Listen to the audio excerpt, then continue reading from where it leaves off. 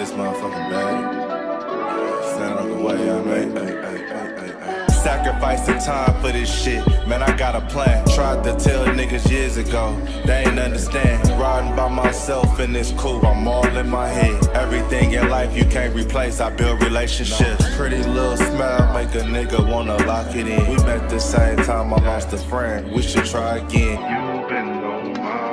You should hop in, I ain't gon' hurt you, baby girl, you know we locked in. Used to be on FaceTime calls on the regular. Never made time, landed on my busy schedule. Now every time I hit the bay, you know I think of you. Working on your brand, love, you know that I... Yeah, it's goddess.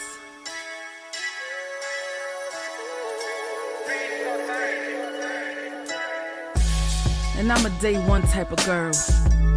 Ain't nothing wishy-washy over here. I don't jump around, stick to one side.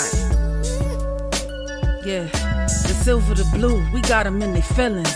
That star on the field, come pay the D a visit. They say it's hatred, is it? I call it hate and simping. Cause if we wasn't that hating, they wouldn't be in our business. Listen, West Coast say the water tastes better. The fan base go harder, and all the ladies get wetter. Yeah, that's how it is when you straight reppin' for Dallas. We get it in the trap, and landlord tell us what's happening.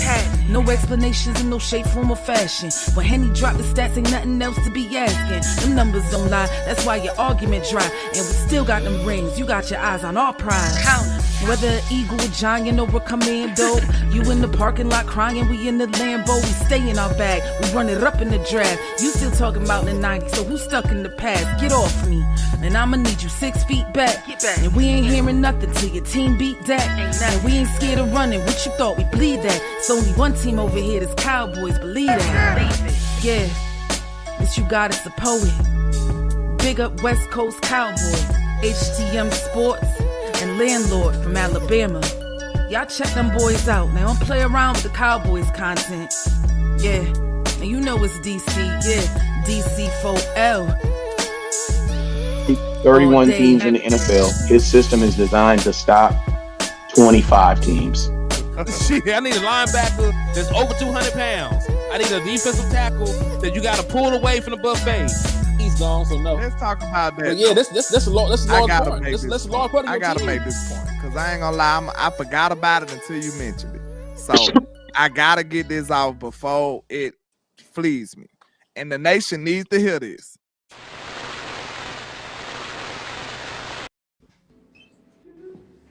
Yes, sir. We in the building, man. Cowboys Convos. Man, you got a delay. But we are live. We are live. Believe it or not. We are here. And the Cowboys have signed Javonte Williams. Y'all let me know what's going on. Am I messing up or is he messing up? I gotta make sure. Let me see. Because it could be me. I don't know. It might be that Alabama Wi-Fi. Might just be the Alabama Wi-Fi, man. You never know. Nah, I'm putting all slander on you because hey, all slander. Everything is landlord's fault anyway, so it don't really matter. Nah. I'm sure it's my landlord. stuff is up and running wonderfully. I have the best of the best, sir. I do. Hey, shit, fiber so optic. You know what I'm saying? AT&T. We plugged in with an Salute Ethernet to the cable. stadium. Salute to the stadium. Sir. Mine is too. but I got the lightning. I got the fiber optic with it though. Hey man, you gotta be down with the team. If you down with the team, you feel me? Shout out to Donnell Lamar. The only Lamar we acknowledge. Yeah, you was chopped and Yes, screwed. Indeed, man.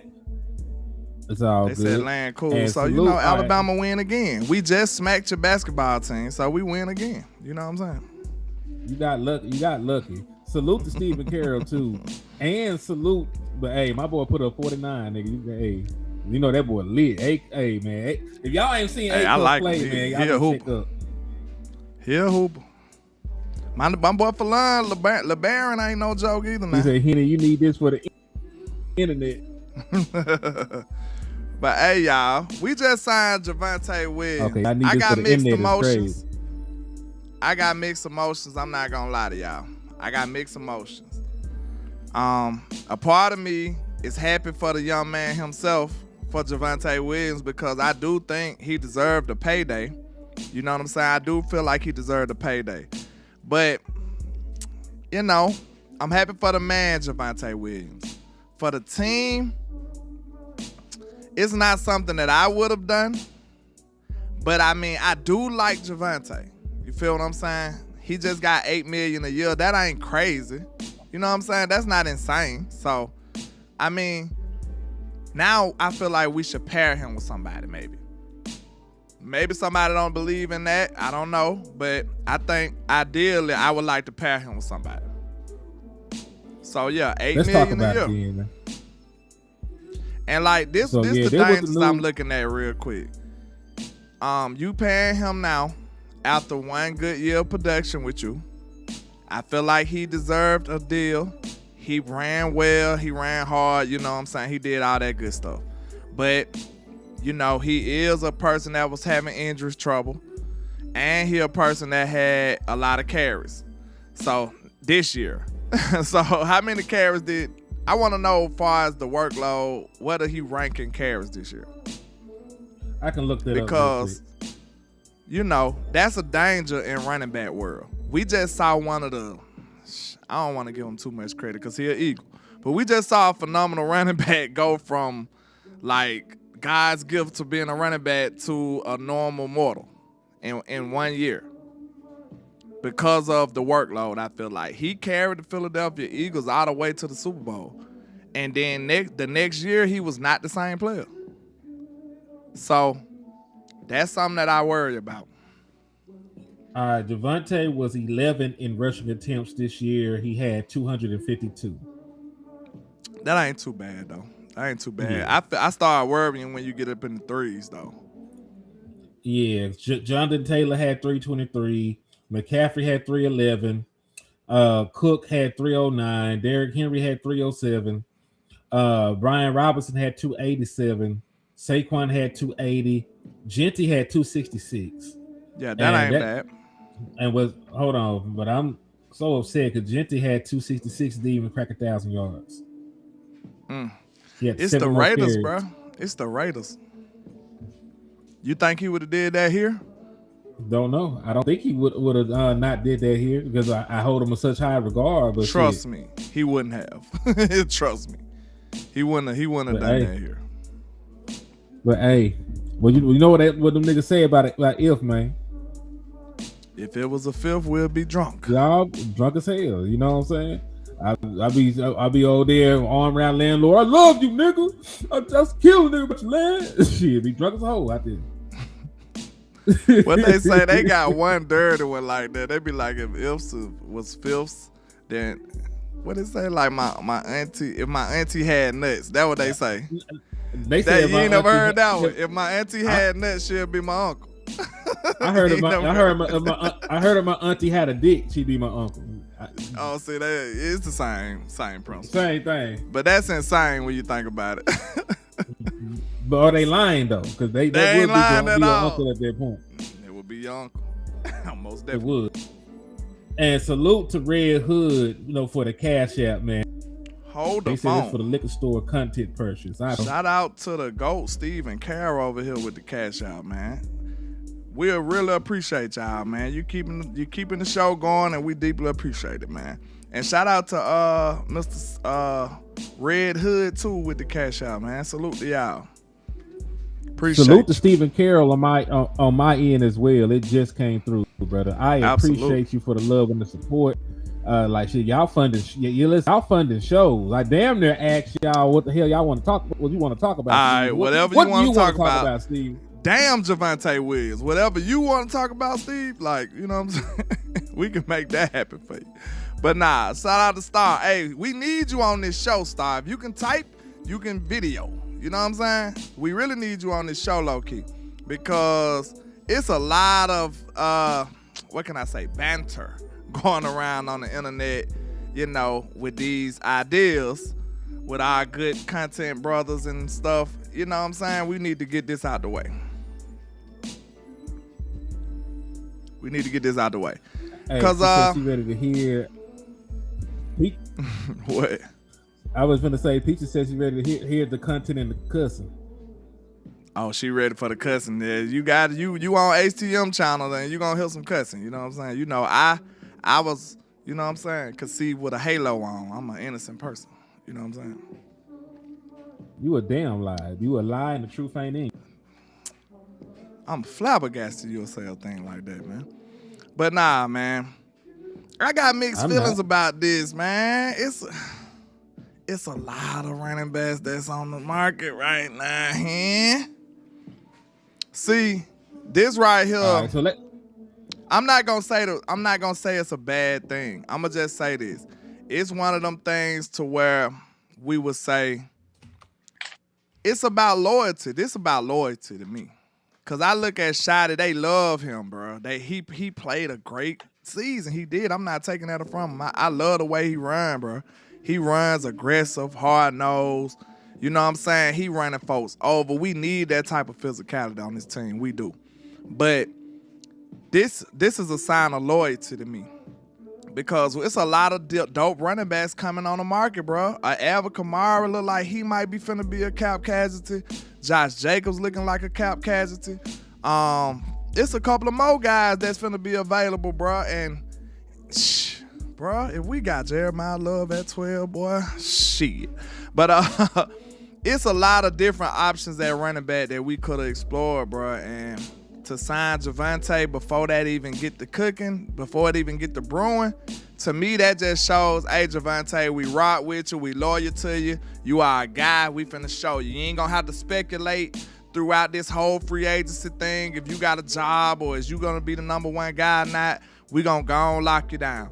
And I don't think people really understand how significant this is too, because think about this. The last 4 years, I believe the last 4 years you had a different running back. Think about that. You just had Rico Dowd last year and Zeke. Then the year before that you had Tony Pollard. The year before that you had just Zeke by itself or something, right? So this is a significant direction we moving in, because in the last 5 years or so, the Cowboys never committed to a running back long term.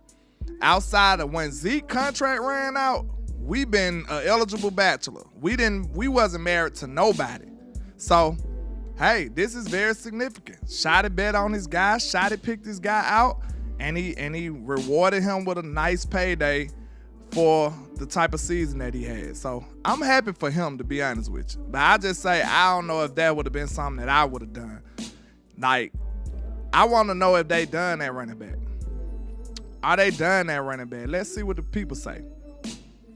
How y'all feel? Do y'all think that's it? We gonna rock out with Javonte, and shit, who gonna be the second back? I don't know. But we just gonna leave it alone? I'll give you my opinion on the whole situation. Real quick, man. And I feel like this, man. Perspective is reality. It depends on how you look at this shit. You know, some people would say, hey, y'all, the Dallas Cowboys are always slow to the negotiation table with players. They drag things out. They drag their feet. You know, they don't get their guys signed in a timely fashion. And they did that in this situation with Javonte Williams. But I also feel exactly what Landlord is saying, because I feel the same damn way. The moment I heard there was a possibility that Josh Jacobs could be on the open market and he had a possible cap casualty, I told folks right then on the spot, I would help Javonte Williams, you know, pack his bags and get his ass to the airport personally. Because if you ever get an opportunity to upgrade, especially at a position like running back, where it's not a long-term position, like let's be 1,000. Most running backs last like 4-5 years, dog. They get a bunch of carries, they get ran into the ground, and them niggas no more good. And this is somebody that's already dealt with injuries. Now, I think I like Javonte Williams more than a lot of people do. I really fuck with Javonte. I like his ability in pass pro. You know, I like his ability to lean forward to get the hard yards. He run niggas over. I like a lot of what Javonte Williams do. But if you ever get the opportunity to improve at a position, because that's the only way I want to ever do things. If there was a player better out there, you know, I'll go and get him. If not, I'm keeping what I got. You know what I'm saying? And it was really looking like there were guys going to be on the open market that I would have told Javonte Williams bye-bye about. Now, granted, his cap hit probably ain't going to be shit this year. I know somebody asked about would this save us money? It won't, because he wasn't accounting for any cap in 2026 anyway. So it's going to eat a little bit of cap. But, you know, his cap hit, what if they give him $10 million up front? And you only got to count. Books, right? Yeah, he was off the books. So what if they gave him $10 million up front?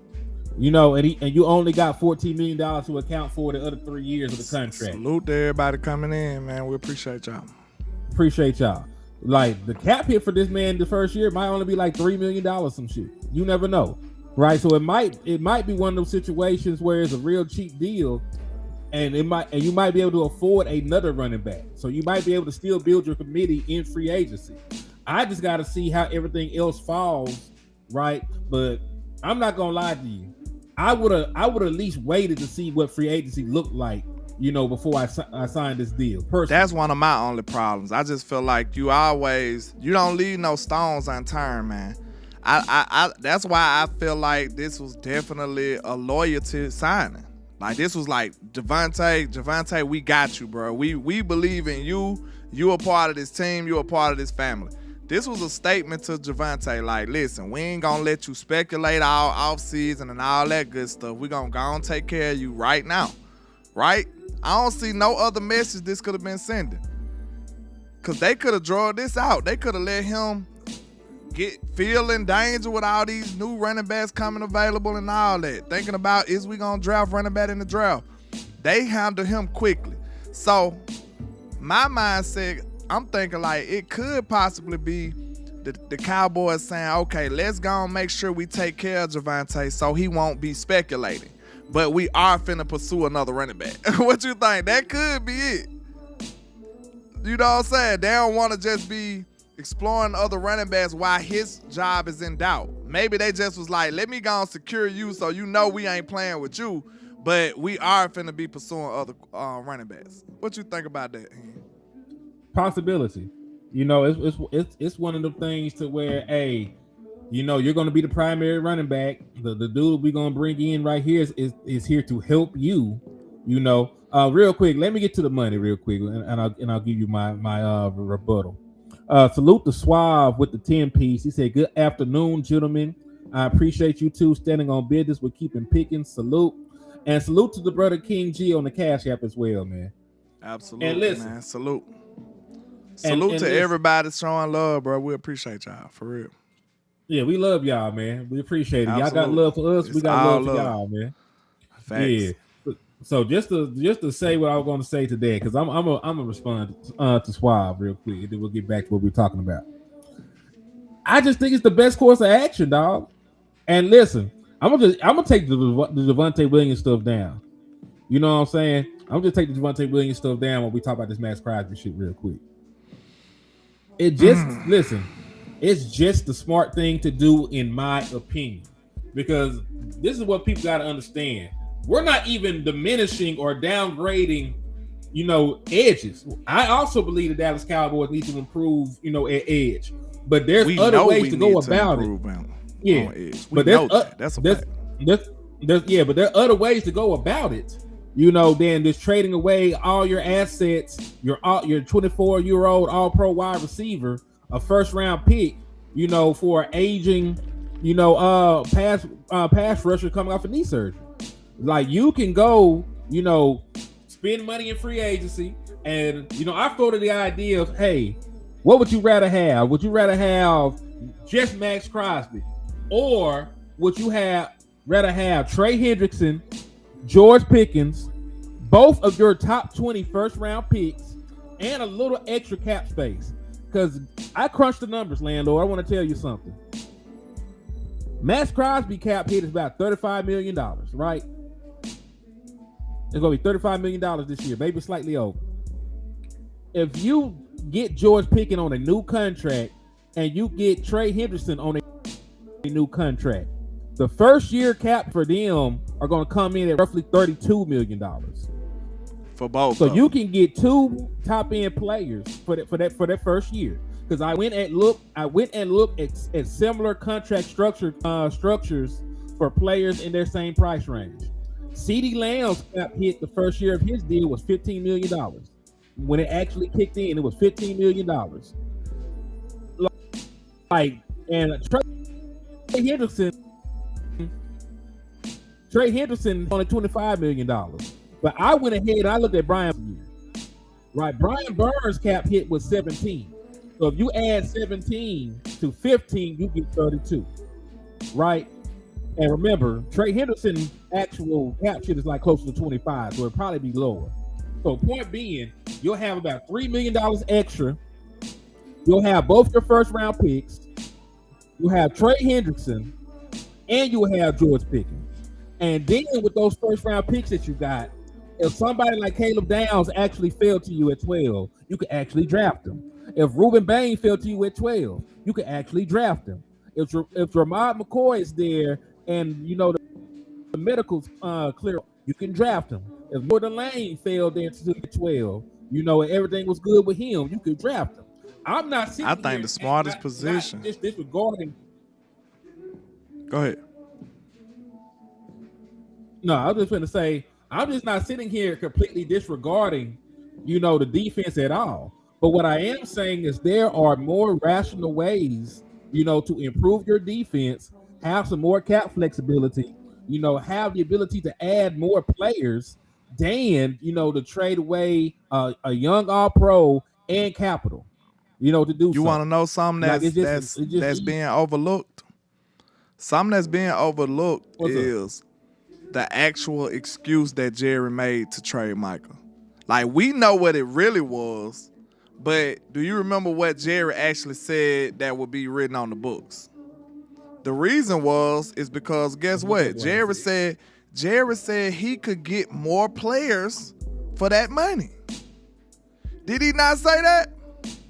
Jerry said instead of putting all this money on one player, I could get like 3-4 players. That's what Jerry said. So why would he have a mentality like that and then come double back and just get one player?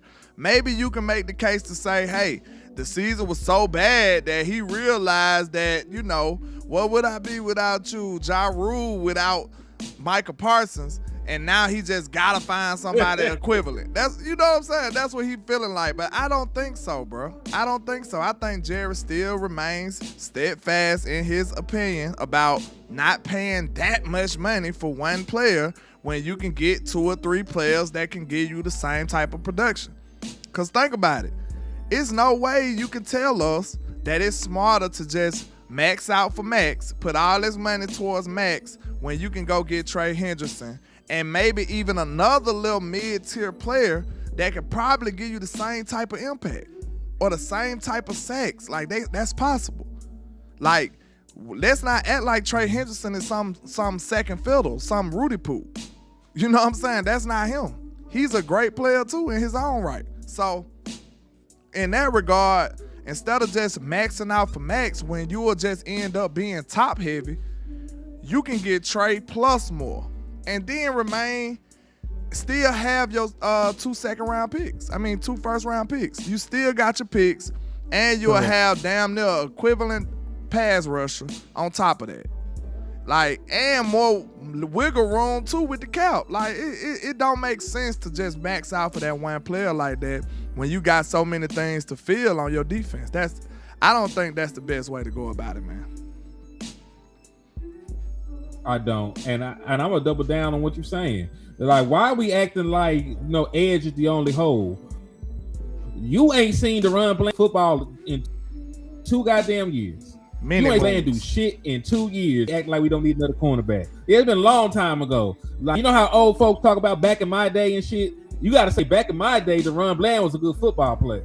That's what you got to say about Deron Bland is right now. Back in my day, that was a trouble. Back in my day, he used to get picks. Yeah. Like, nigga, I ain't seen Deron Bland play good football in 2 motherfucking years, dog. I ain't never seen Siobhan Revel play good football. Have you? You seen Siobhan Revel play good football, nigga? Nah, not in the NFL. Oh shit, that's what I'm saying. So this is my thing. Donovan Wilson is a free agent. You got to replace your starting box safety. You know, I'm trying to get rid of motherfucking me elite hookers to save money. So I'm trying to replace my entire safety room. I'm trying to replace at least one goddamn cornerback, you know, and you can make the argument you might need another motherfucking linebacker depending on what you feel about the guys that we currently have. So it's not like it's only edge. Yeah. So it's not like it's only edge that need to be addressed. You got other positions that you need. The way that I'm doing it, I can address edge, and then with 2 top 20 picks in a decent defensive draft, I can go out there and I can get me a corner, I can get me a safety. If they feel like getting one of these linebackers, they could do that shit. You know, hell, nigga, I know that the track record of edges in the first, and you know, just coming in year one and going crazy ain't the best. But nigga, if Ruben Bain is there at 12, I'm drafting the nigga. If David Bailey somehow fall to 12, I'm drafting the nigga.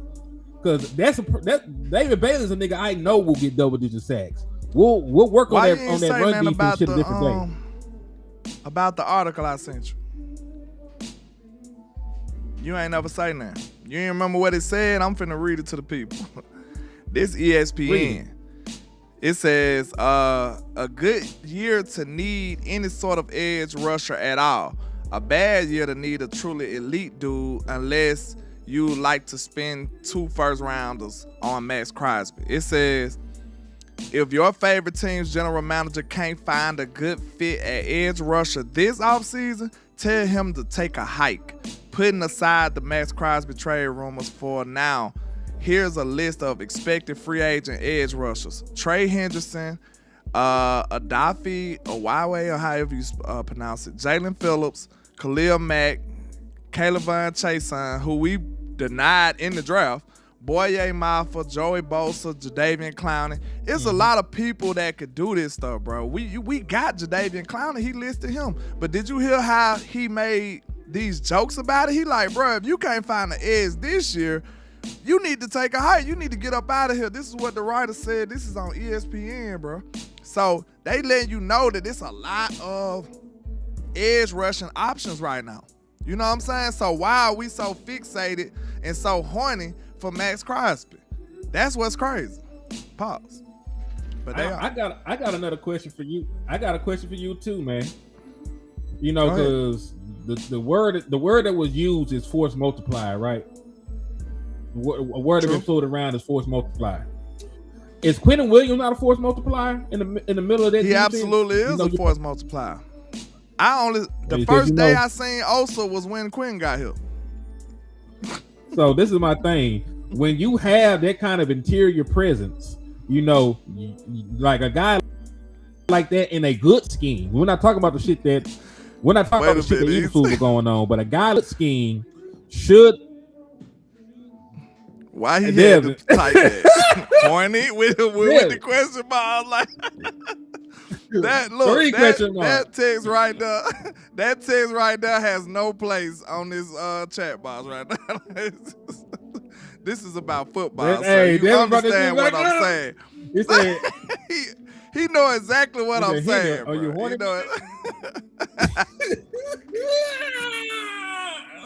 Oh God. Look, you want to know? Hold on, wait a minute. We got to have a slight intermission. I'm sorry. We too silly to pass this by. Listen, man. When you ask somebody something, that's you damn near finna fulfill what you asking. So that's what make that shit super wild. Like, if somebody come in your house, think about it. If somebody come in your house and be like, you thirsty, bro? What you finna do? You finna grab her something to drink, right? So if you ask somebody if they horny, that's crazy. I hope you not finna fulfill that order right now. What's happening, Scott? What's up? How y'all doing? What's up? How y'all doing? Already. Go on, come in cooking. Come in hot. Good, let them know what time it is, Star. Yeah, I don't know how I'm feeling about this Javonte Williams contract. It's like, at first, after the season ended, I did want him to get paid. But when we see, like, the free agency market, you see possibly Josh Jacobs going to be there, possibly Kamara. Then you got Travis Etienne, and you got Tyler Algier, which I've been interested in Tyler Algier for years. Even the boy from Seattle available too. Yeah, Kenneth Walker. I'm like, I don't know if we made the right choice. And I have this feeling that this is one of those damn signings where it's like, you shouldn't have did that contract. I'm telling you, Star, it feels like that loyalty. Yeah, it just feel like loyalty. This my guy, so I'm finna pay him. That what it feel like, cause you didn't lead us. You didn't turn the stones to figure out was this just your best option. So if you didn't do that, you automatically did it because of loyalty, because this is your guy. Exactly, and it just makes me feel like, damn, like you could have got better. It makes me think of like Philly, how they had Miles Sanders, who had that good year, but they was like, you know what? We're going to go after Saquon. Facts. And it just feels like one of those moments like, you probably could have went after somebody better. And it's like, I want the Cowboys to pair somebody with Javonte, but it's like, will they do that now, considering that you just paid him? I'm glad I'm not the only one feel like that with mixed emotions, because like I'm happy for Javonte, but I don't know if this was our best option. I just can't say that this is the smartest idea. That's the only thing. I don't know if this was the right choice. I hope it is, because Javonte shocked all of us. Like, we did not think he was going to look how he looked. So, and he had a great year. He had a great year for us. Highly productive. So it's not that. It's just the fact of like, okay, are we going to add a different dynamic to him? Are y'all going to just stick us with blue? Because I'm not bought in on blue. It's like, I want kind of like a superstar back. And then with the situation with GP, it's like, do we want to trade him? Hell no. But it's like, regardless, we didn't want to trade Micah Harrison. Jerry did that anyway. So it's like, if GP is possibly traded, it's like, bro, we need like a superstar backfield. Because I think people are underestimating how big GP is to our offense. Like, he's not just some small part of it. He's a huge part of it. There were games that like you're not gonna win if it wasn't for George Pickens. Like Philly game, like the second Philly game, if it wasn't for Dak just lobbing that hoe up to George Pickens in double coverage on Philly's best corners, like we likely don't win that game. So it's like GP's value to us is essential. And it's like, if what happened? Damn. The feds got her, man. She in traffic. You know, she in motion. Yeah. She in motion. Yeah. And salute to Donnell Lamar. Hey, it was funny. With somebody the said, chat. stop. Oh, go ahead. Yeah, salute to Donnell Lamar with the super chat. Cuz was saying starting to keep putting Lou when they play in his place. And listen. Yeah. Hold on. Let me finish what we fight all the time. I was just about to say, that was funny. Somebody said stop pulled up. And it's funny because she is in the car. It's like she pulled up on our ass. We go ahead. Yeah. I'm dead, bro. I don't know where it cut off. I was just saying, man. Nah, you good. I'm going to say this. I'm going to let you get back to going, cuz. We be boxing all the goddamn time. You know I got nothing but love for Lou and Boss in there, man. Come we just don't guys, see this shit man. the same. You know, it's all love. And we love Lou and Boss. We just boxing. We just ain't gonna see I just don't like them niggas. Listen, we gonna put the belt to ass. You know how you love them, but you just don't like them niggas. You know what I'm saying? Man, all y'all know me. I'm just fucking with them. I don't like them when we talk about stuff like this, man. Because they can't see past what's going on, man. Like I said, these are things that can't nobody deny. We know for a fact that the Dallas Cowboys need edge help. We not denying that. Yes. We not doing that. Yep. Nope. So all we saying is you don't have to go about it that way. And that's not the only way. You know what I'm saying? And why are you even adding another problem with talking about trading Pickens? Bro, you can fix that problem and leave Pickens the hell alone. That's what I don't get. Like, bro, I understand. You see a surplus at a position that you don't respect or you don't think that's gonna help us, and you feel like you want to deal that. But I want you to understand, like, if you think about it, the Dallas Cowboys' problems is not the other team's problems. When I say that, I mean like we have different issues that other teams don't have. It's not gonna be a model for another team that you could just cookie cut out and put for the Cowboys and then make us successful. We got our own customized problems. You see what I'm saying? Like, we don't, just because it worked for Seattle don't mean it's gonna work for Dallas. Just because it worked for the San Francisco 49ers or whatever, it don't mean it's gonna work for us.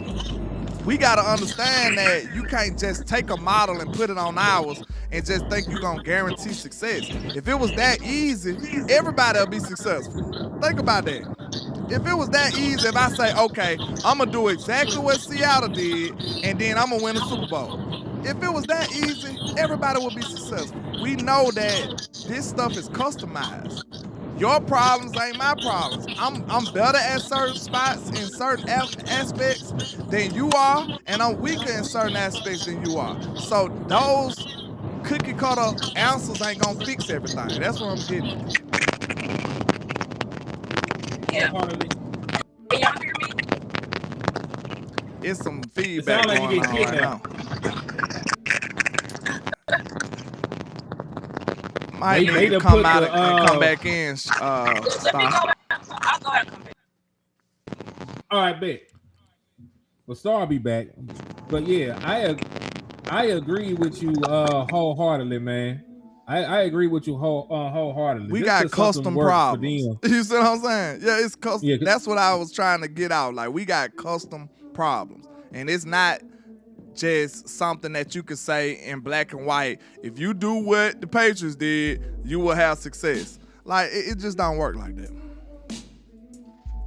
Yeah, and you know, to that point, man, you know, you could try some different things, people, man. Just and this is the thing, I would understand, you know, if two wide receivers never contributed, you know, to winning a Super Bowl, but it's happened.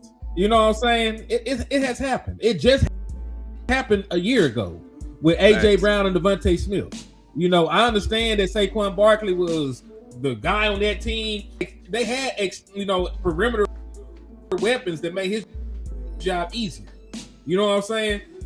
I know that you know up to that point in the playoffs, you know, it was really about the run game. In the Super Bowl, it paid off to have them weapons. Who won that game? Making the goddamn plays when Saquon Barkley got shut down. Them receivers, it was Jalen Hurts and the wide quarterback. receivers. Can't lie. That's why he won MVP. Mm-hmm. Like, we know that we felt like he had the best supporting cast on the planet at the time.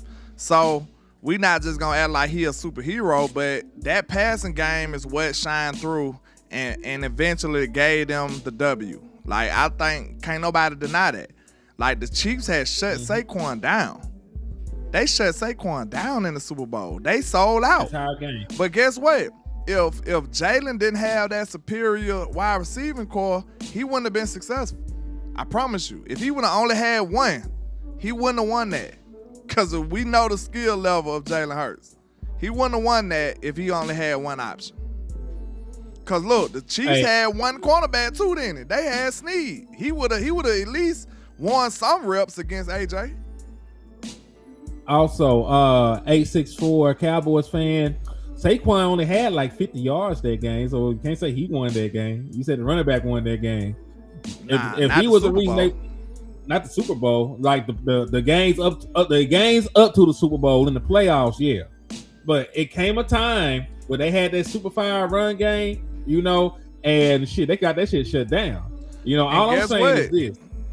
Guess what avenue helped that passing game? Just real quick. The goddamn run game. Everybody was so concerned with Saquon Barkley. Who gives a fuck about Jalen Hurts? Like, bro, have you seen this man run all over the league? I'm putting all my force and effort on him, on stopping him. I'm done after that.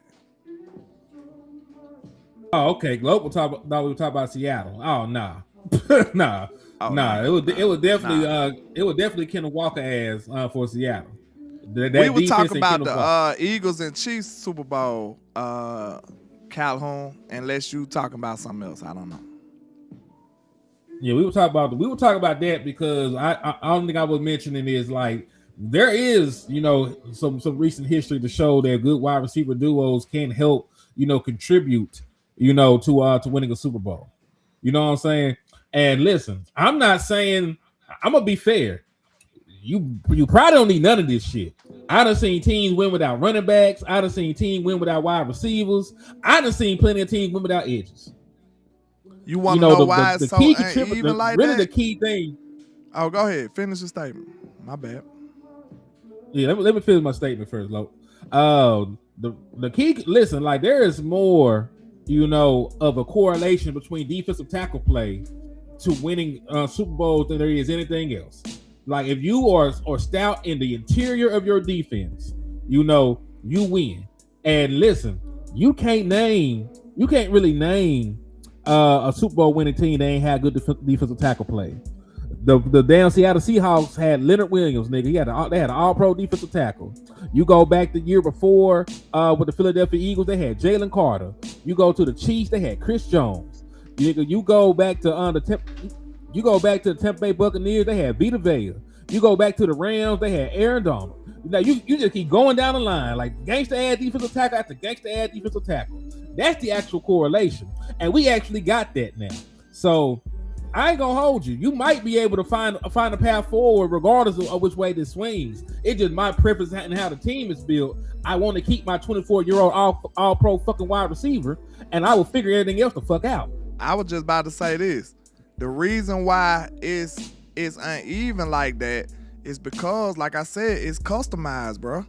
I feel like what you should be doing as a football team is putting out the absolute best team you can. That's what's gonna get you to win. Like it's no customized, just how to step-by-step guide to win the Super Bowl, bro. If it was, like I said, everybody would be winning this shit. It's a different solution to every team or every season. Every season might require different type of characteristics to pull this shit off. That's why you don't get, if you think about the Super Bowl champs, everybody built differently. It ain't the same shit. Like some people had all defense and barely had a quarterback. Some people had super quarterbacks and all kind of offense. And you know what I'm saying? It's different year to year, bro. I think the smartest thing to do is, instead of trying to copy everybody else, think of a way for you to present the absolute best football team you can that you feel and confident in winning. That's the best thing you can do. Because think about it. Some teams that don't have a Dak Prescott, they might not have to compensate for as much as the other team might have to do. You see what I'm saying? Like, I got a weaker quarterback, so I need more of this.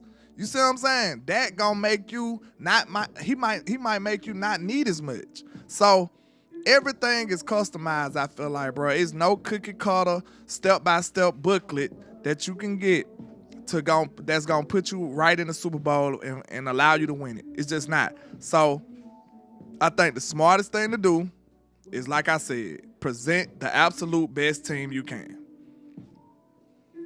Hey, salute the trip that goes in your end. He hit you with a 10-piece. He said he just popping in, showing love. Y'all cook boss. Man, we put belt the ass on everybody. We appreciate That's my you. nigga though. Hey, he ain't been cooking them on Twitter too. So it's a worldwide affair right now. And listen, we gonna get them niggas on the show, so we can keep arguing, because we do a whole bunch of fussing and cussing, until we get some resolution to this shit, man. But we gonna keep doing some cussing and fussing. Y'all know this is all in the good. It's in the right spirit though. It's not to demean or belittle nobody. It's all in the spirit of we want what's best for the Cowboys. This is no. You know what I'm saying? Not nothing real. We just trying to get to the best outcome. That's all. Hell yeah. And salute the trip of my end too with another 10-piece. Loke says showing love, cause I appreciate the support, man. I appreciate you, man, for sure. Hey man, y'all been showing up and showing out today, man. We gonna make sure to give y'all some fire ass shit, man. Real talk. We gonna make sure we keep y'all. Hell yeah. And see, and this is the thing, man. And I'm actually defend Boston Lou a little bit. Not their actual idea, just them the people. You know what I'm saying? Them the people. Because they giving our guys a little hard time out there about these takes right here, right? Yeah, they listen. I understand disagreeing with niggas, but Lou know football. Boss know football. You know what I'm saying? saying shit like they don't know football and saying shit like they dumbasses and shit like that. You know, I don't respect that now. Like that's them, at the end of the day, I'm a fuss and cuss of them niggas. Y'all can't say shit to them niggas out the way like that, man. Cause we don't even sit up here and say no shit like that, man. You know what I'm saying? Hey, so salute to Justin Kitchen on my side. He said check yours too. And shout out to King G. I already knew he was gonna show love to the whole panel, man. He's a real one. We appreciate you, my guy. And I'm not even talking about y'all. I'm more so talking about some of the shit in the Twitter streets. You know shit vicious on Twitter, nigga. Yeah, not y'all per se, but we talking about, defending the people they are. We know that they just trying to get better. In their eyes, that's the way they see it. And it don't make them no less than the next people. You know what I'm saying? Like, it could be outrageous to you. It can make perfect sense to another person. So it is what it is. I always say with this content stuff, man, you might not agree with me today, but you might agree with me tomorrow. So it ain't that personal. It's all about trying to get the team better. And I feel like if you know who I am, if you've been watching me long enough, you at least know that I'm in the right spirit. I'm trying to get this team right. Mm-hmm. Yeah, cause listen, I fuck with them niggas, man. So, we can all agree to disagree, cause that's what it come down. Cause I don't think I'm gonna see it their way, and I don't feel that they're gonna see it my way. We're just gonna disagree. We're gonna see what choice the Dallas Cowboys make, cause at the end of the day, we're gonna push our ideas, and them niggas gonna decide what the hell they want to do. If they pay George Pickens and they go my route, cool. We'll shake hands. If they go their way and they cash out for George Pickens, we'll shake hands. If they go a completely different route and we don't get shit, we don't get George Pickens or Max Crosby or nothing, we're gonna come shake hands, go roll our sleeves up and do some more work, man. So it is what it is. Facts. I mean, you could, but listen, I'm not saying that you can't do it. You said I agree with them. You could sacrifice GP and add quality depth. I mean, you could try, but I always was told personally.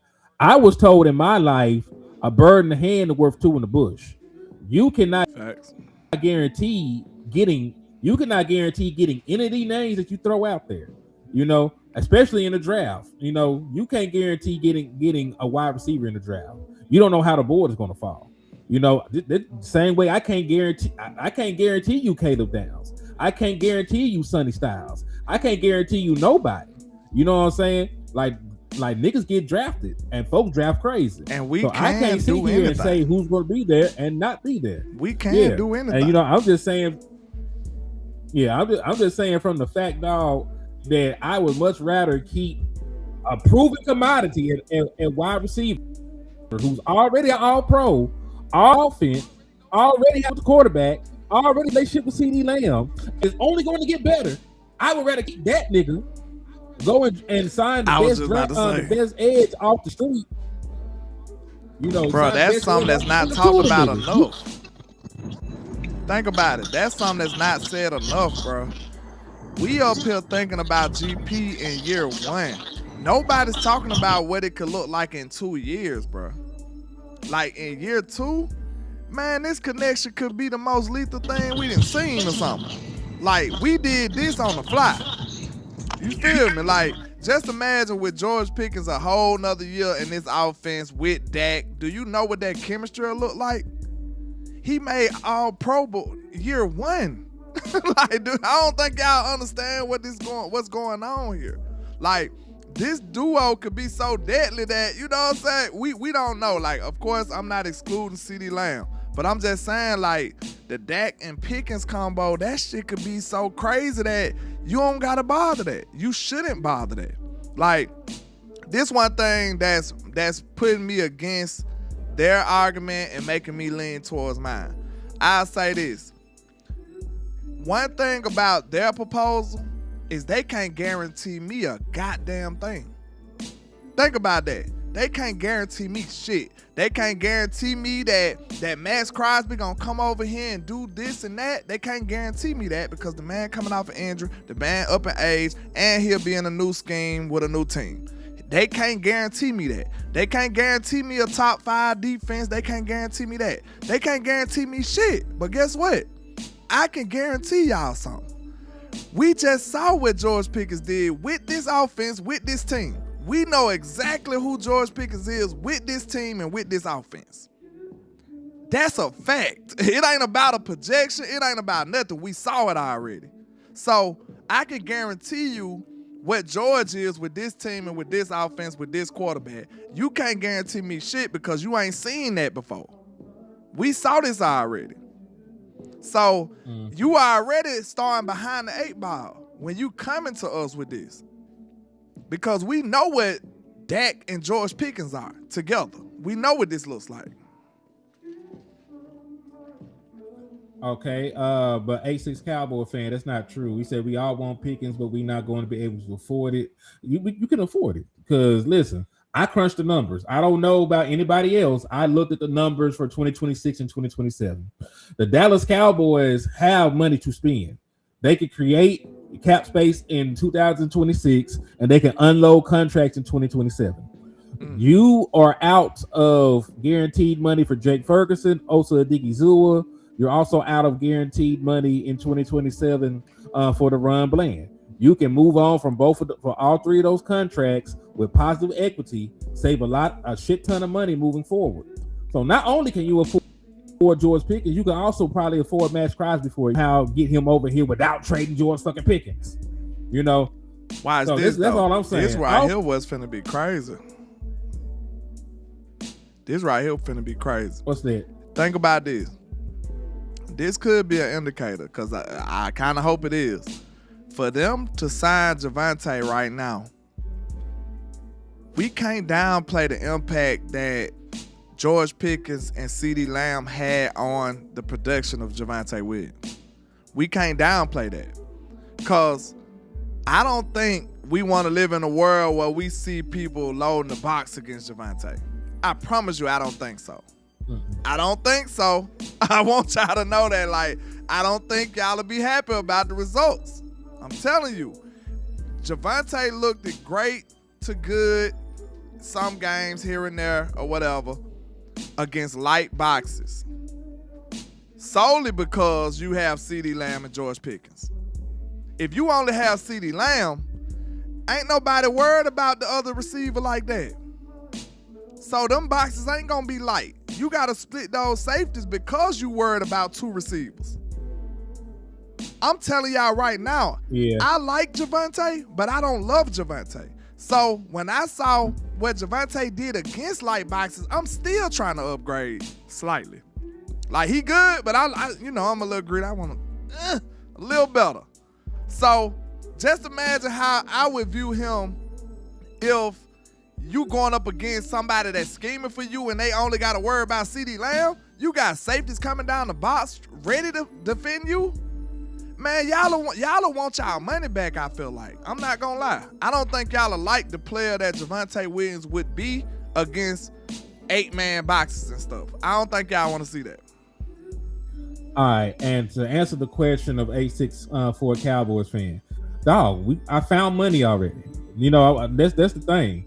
And I'm not, and these aren't just simple restructures. You know, there's some cuts in this bitch. There are some restructures. There's some extensions. And listen, I'm gonna be fair. Don't even count the Osa restructure. Take the Osa restructure off and turn into a Terrence Steele cut. We gonna instead of saving $20 million between the two of them, we're just gonna save $14 million because the Terrence Steele cut is 14. So even with that, you know, losing $6 million from the cap savings, I can get you over $120 million in cap space this goddamn year, and then I can offload the contracts of Osa Odigizua, Jake Ferguson, and Ron Bland next year. You have money. Why do you think the Dallas Cowboys are signing people while they're negative $30 million in the hole? They can create as much cap space as they want. They are still negative in the hole, and they're still signing people to extensions. They can create the cap space they need, and they can offload some of these undeserved contracts next year. So I'm not concerned about the salary cap. You can sign multiple players in free agency, and you can absorb a contract, dog. Like, you gotta actually think about the contract structures, the guarantee money, all that other stuff. How they build that. Yeah, like there's a lot of stuff to go into it. But yes, the Dallas Cowboys can responsibly create cap space, and they can responsibly manage some of these contracts by offloading some of the weaker ones. Like Osa Odigizua, you cut him, it's damn near $40 million in matter of fact, hold on, I got the shit up here. I think I came prepared. I think I still got it up here from the last time we talked about it, man.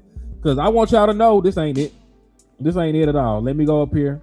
Let me scroll, because I know I got it in here. Don't trip. Henny got y'all niggas, man. Henny got love for y'all. Henny got love for y'all. So hold on. Let me see if I got this shit in here, dog. Facts. We got much love. And we really planned on this show being an hour, but we gotta give y'all some more. We gotta give y'all a little more. So we ain't even gonna trip on that. We appreciate y'all. Me and him came in and said we got an hour. But y'all show love, we gotta deliver. He said, you guys dogging Javonte. Yes, I hate when people minimize what you said like that, bro, because I've been consistent with my take. I'm not dogging him. I just want a little better. You know what I'm saying? Like, you can like something and still want better.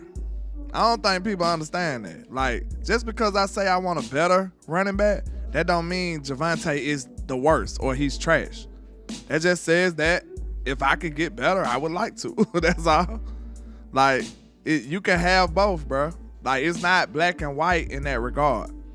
Like, these days on the internet, people just think it's either or. Like, nah, it's a gray area in them. Yeah, I can still like Javonte Williams and feel like I could get better at the position. That's literally what's going on here. Also, to my brother Calhoun, why you bring the Panthers game up? I might give you the Arizona game, but why did you bring up the Panthers game where they went on the road and scored 27 points? It sounded like your offense showed up for that game. 27 points on the road, you're supposed to win that. You can't say that. The Bears game. Hold on, the Bears game. The Bears game, like CeeDee Lamb got hurt. We were down to one wide receiver. You're actually helping make my point. The offense didn't look the same with one wide receiver that first time around, did it? Facts. I'm just saying, I'm just saying, brother. So that's what I'm saying. He can't really say that, make that case, because how many times the offense showed up and the defense didn't show up? What are you saying? Like, that's a bad example right there. That's a bad example. Who showed up more? Who showed up more consistently? You don't say that. Well, was the offense against the light box? Like, bro, the offense been there every week. Can y'all hear me? Damn near. Mm-hmm. Water.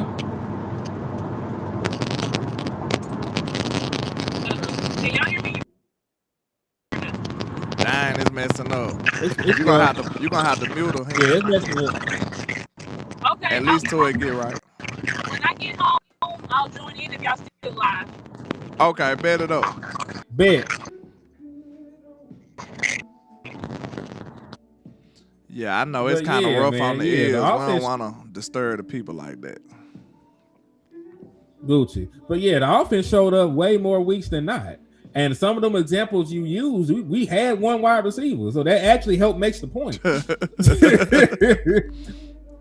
Like the Panthers game, it was only George Pickens. CeeDee Lamb was not there. So it sounds like you needed CeeDee Lamb out there to help you win the game. The Bears game, it was only George Pickens. Fact. It was only George Pickens again because CeeDee Lamb got hurt on the first snap of the damn game. So it sounded like you needed CeeDee Lamb out there with George Pickens to help you win the game.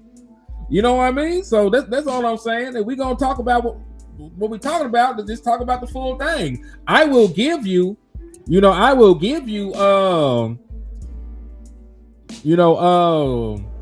Arizona game, but like shit, that's about it. And Broncos, you type 44-24. That sounds more like your defense's ass. Like you don't necessarily need to score 30 points a game. Like it's not possible to score 30 points a game, my brother. You just can't score 30 points a game. It's not possible. It's never happened before. So if you throw out something like, hey, they only scored 24, like, yeah. Greatest Show on Turf didn't score 30 points every game. So if they didn't do it, we sure ain't finna fucking do it. That's all I'm saying. I mean, they scored a lot of touchdowns. You just can't score a lot of touchdowns every week. There's going to be a week where you can't score. That is the NFL. I don't know what to tell you. Like, all the good offenses have down games. Out of 17 games, you're not gonna show up for every single one of them bitches. It's just the amount of games that you go being able to be productive and explosive and shit. The more of them that you have, that differentiates you. Does it sound like you need a pass rush to slow down the other teams? No, you actually need a secondary, because most of the issues that you had was on the back end of your defense. Or are we gonna forget about all the blown coverages and stuff now that the season's over with? So we can run the film, we can show y'all, what actually happened. It was really your back end getting their ass whipped. Guys missing assignments, guys tripping, guys not playing what they supposed to be made. So it really was your back end. It was your back end more than anything. All right, it does. Defense does win. But my thing is this: don't undermine the offense because your defense is ass. You up here mad at the offense when your defense is ass. You can fix your defense without touching the offense. How you gonna go to work? Let me ask you a question. How you gonna go to work and fire your best employee? That's what you niggas trying to do. Y'all trying to go to your job and fire your best employee because the nigga that you hired is the other nigga you hired is slacking. That don't even make sense. Let me ask you this: How you gonna take some shit from the offense because the defense ass? You never should do that. It's But I was about to say this: do the defense win championships if the offense don't score no points? Nope. I mean, listen, man. That's an argument that people don't want to hear, right? But it's the God honest truth. Now, the defense can score. If you tell me the defense finna be scoring, then, hey, I shut the hell up. But typically, defenses just don't score a whole lot of points. So you need an offense to still score points to win the game. You do. And just imagine, tell me this, people be saying defense win championship, defense this and that.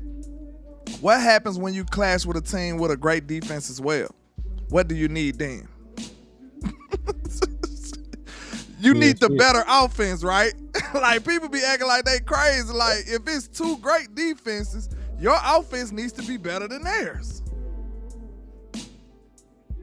And okay, secondly, defense wins championships when you not playing another great defense. Like, that's what you need. Like, y'all gonna stop disrespecting the offense like it don't matter enough. Like, defense wins championships when you playing the offense. I mean, when you playing another defense that's not good enough. Like, it's no way you could just belittle offense like that. If you playing two good defenses, then what? You need your offense to make more plays than the other one. And a good offense would do that. People be saying crazy stuff like it fit every narrative. It don't. It's situations where that great defense ain't gonna be enough. If we in the NFC Championship and we playing Seattle and both of us got great defenses, what's gonna give us the edge?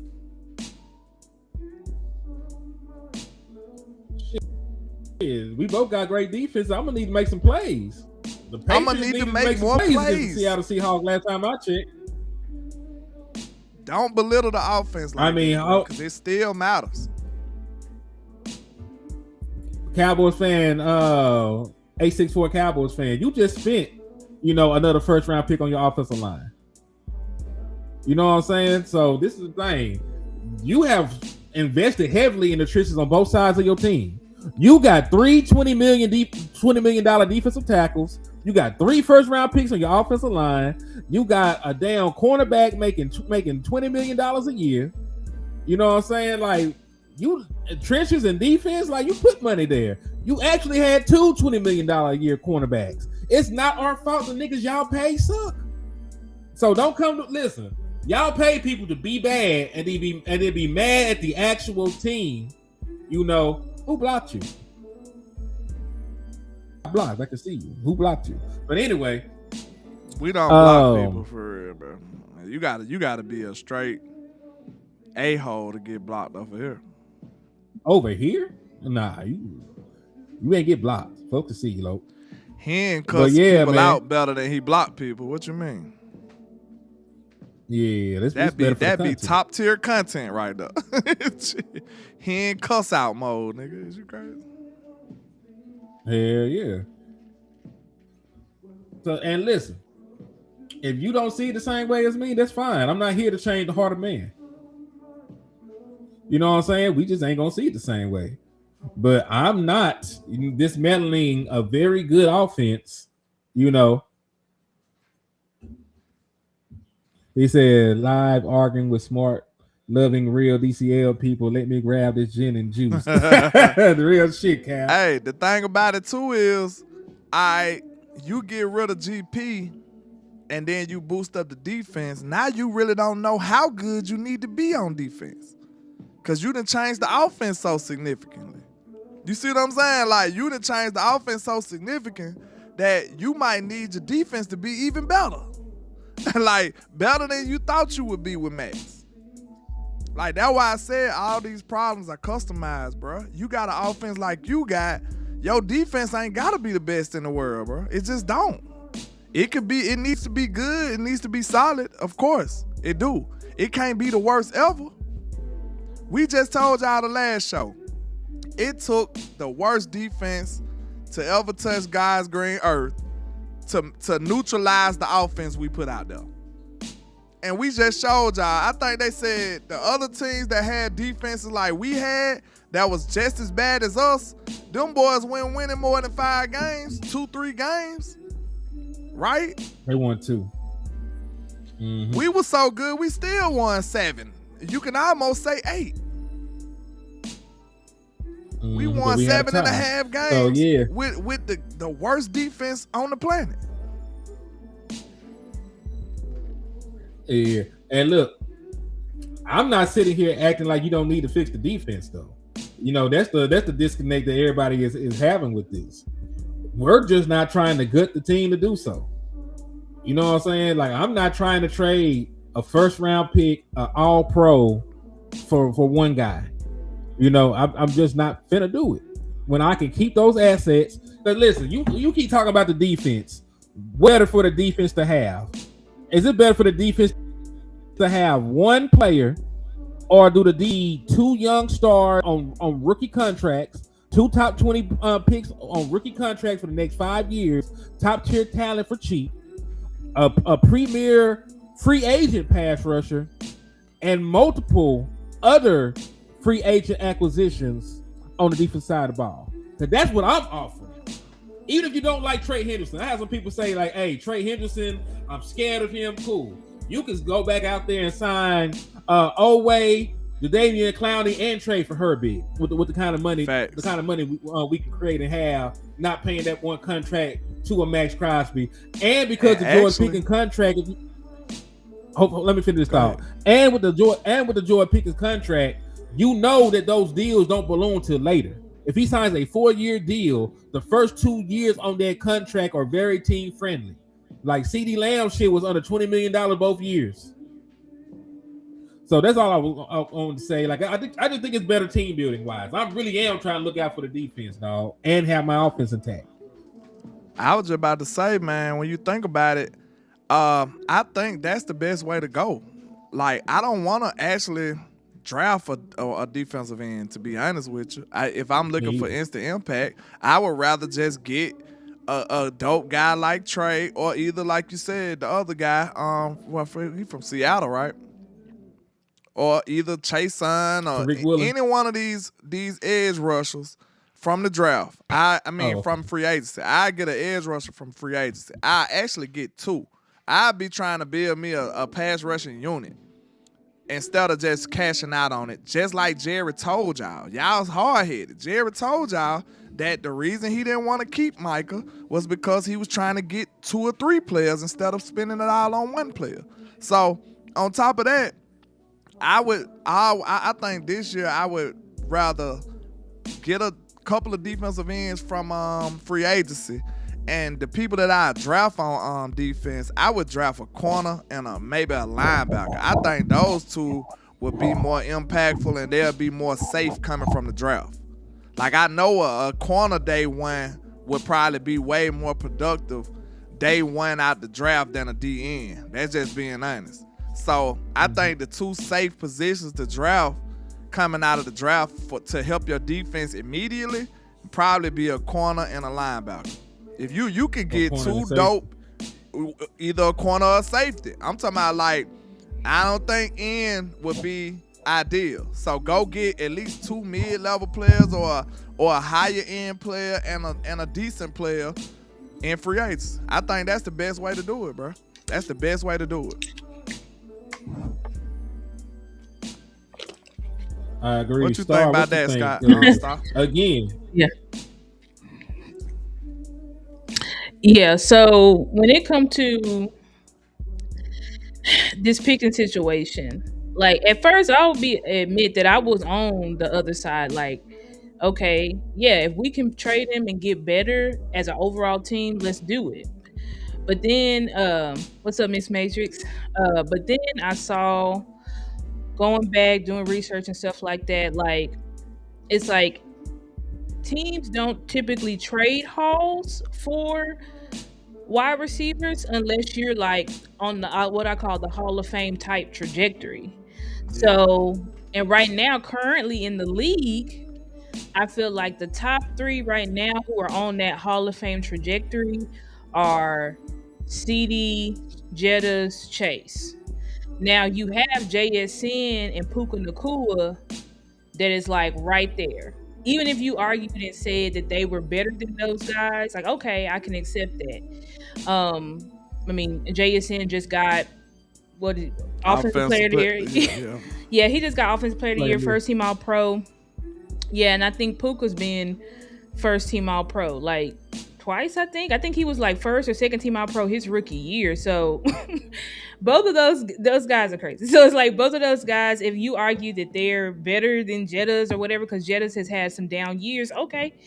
But I don't consider, I think if you're not those three guys, then you're below that. And it's not to say that I think that Pickens has GOAT potential. I think that Pickens could possibly be Megatron 2.0. Megatron 2.0, Randy Moss. Like, we don't know. And it's like, because that's where I see his potential going. But I'm just saying, as of right now, like, Pickens is still just that tier below. Not saying that he can't be on that trajectory, but it's like, I feel like you got to have multiple All Pros and Pro Bowls before I can say, like, yeah, you're on that level. And so when you're looking at the players that got traded for hauls, Tyreek Hill, who was already multiple first team All Pro, Devontae Adams, same thing. Like, both of those guys are likely going to be in the Hall of Fame. Once their careers are said and done. I ain't gonna lie though, I agree with you. I feel like you right on point with that, with the Pickens take. But at the same time, I'm looking at it like, sometimes you just know, bro. Like, you just know. It ain't gotta be that I gotta wait till he do it. And my example would be somebody like Derek Stingley. I knew Stingley was that dude out of LSU. I know what type of talent he is. But when the Texans, he had done nothing, he ain't done nothing in the league. The Texans was like, bro, that's that dude, bro. We know who he is. So we finna go and give him his money because we know exactly the caliber of player he is. I think this one of those cases, bro. You see George Pickens, we all got eyes. We know exactly who he is. You pay him, yes. You know exactly who he is, bro. Like, listen, what's so crazy? We can't say he better than those players, but was he better than them last year? Right. That's what you asked. Yes, he was better. So that's why I'm saying pay him, because when it comes to wide receiver hauls, you're usually only going to get a haul for a Hall of Fame type. Now, yes, there were cases like Stephon Diggs. He did get traded for a lot of picks when he went from the Vikings to the Bills. But I think in that sense, like, the Bills did pay him purely on projection because he had no Pro Bowls, but he did have 2 back-to-back 1,000-yard seasons. And that's the same thing with Brandon Cooks when he got traded to the Rams. Then the next year he got traded to the Patriots, I think. So it's like those two were traded, but back-to-back. Yeah. Right, because they had back to back. Yeah, he played a back to back Super Bowls, and he had back to back 1,000 yards, even though he wasn't a Pro Bowl wide receiver. So those guys did get were traded for first round picks. But when you talk about a haul, like a true, like we about to change our shit up haul, you know what I'm saying? Like those are Tyreek Hill, Devontae Adams type trades. So it's like, and now we're seeing that Pickens. That's what I'm saying. I think at first I was overestimating Pickett's value as far as like what you're going to receive back for him, because now people are saying give us Pickens and a first round pick, or possibly Pickens and 2 first round picks, and then you can get Max Crosby. I'm not for that. That's what I say. I'm like, I'm not for that, because I thought if you can trade Pickens and get a haul, like get multiple first round picks and shit, oh yeah, do it, absolutely. But I'm like, if you can't flip him like that, it ain't no reason to trade him. Worth it. It's no reason to trade him, because what you project him to be is greater, right? You project him to be great, and you don't want this to be another situation like the Greg Ellis and Randy Moss situation. You pick Greg Ellis, and then it's Randy Moss. You know what I'm saying? Like, you're gonna be looking like an idiot. And what I was trying to say is that Pickens is integral to our offense, and I think his value on the offense is being underestimated. Like, oh, we can just get, we get anybody, they'll be able to do that. We said that. Remember when we said that shit about Zeke, when Zeke had them 12 touchdowns and 800 yards on a bum knee? And we were like, anybody could do that. And then we realized quickly the next year, no, anybody could not do that. So it's like there's a difference. And it's like, we don't want no swipe left, like Lou would take Lou word. We don't want no swipe left wide receiver. We already know what it looks like when the wide receiver is decent. It's pretty good. 800 yards. We got that from Brandon Cooks, did we not? 800 yards. I think how many touchdowns he had? Like 8 or some shit like that. Yeah, he had 8. He didn't have 800 yards last season though. He had like 5 or 6. Oh, we never even got 800 yards from him.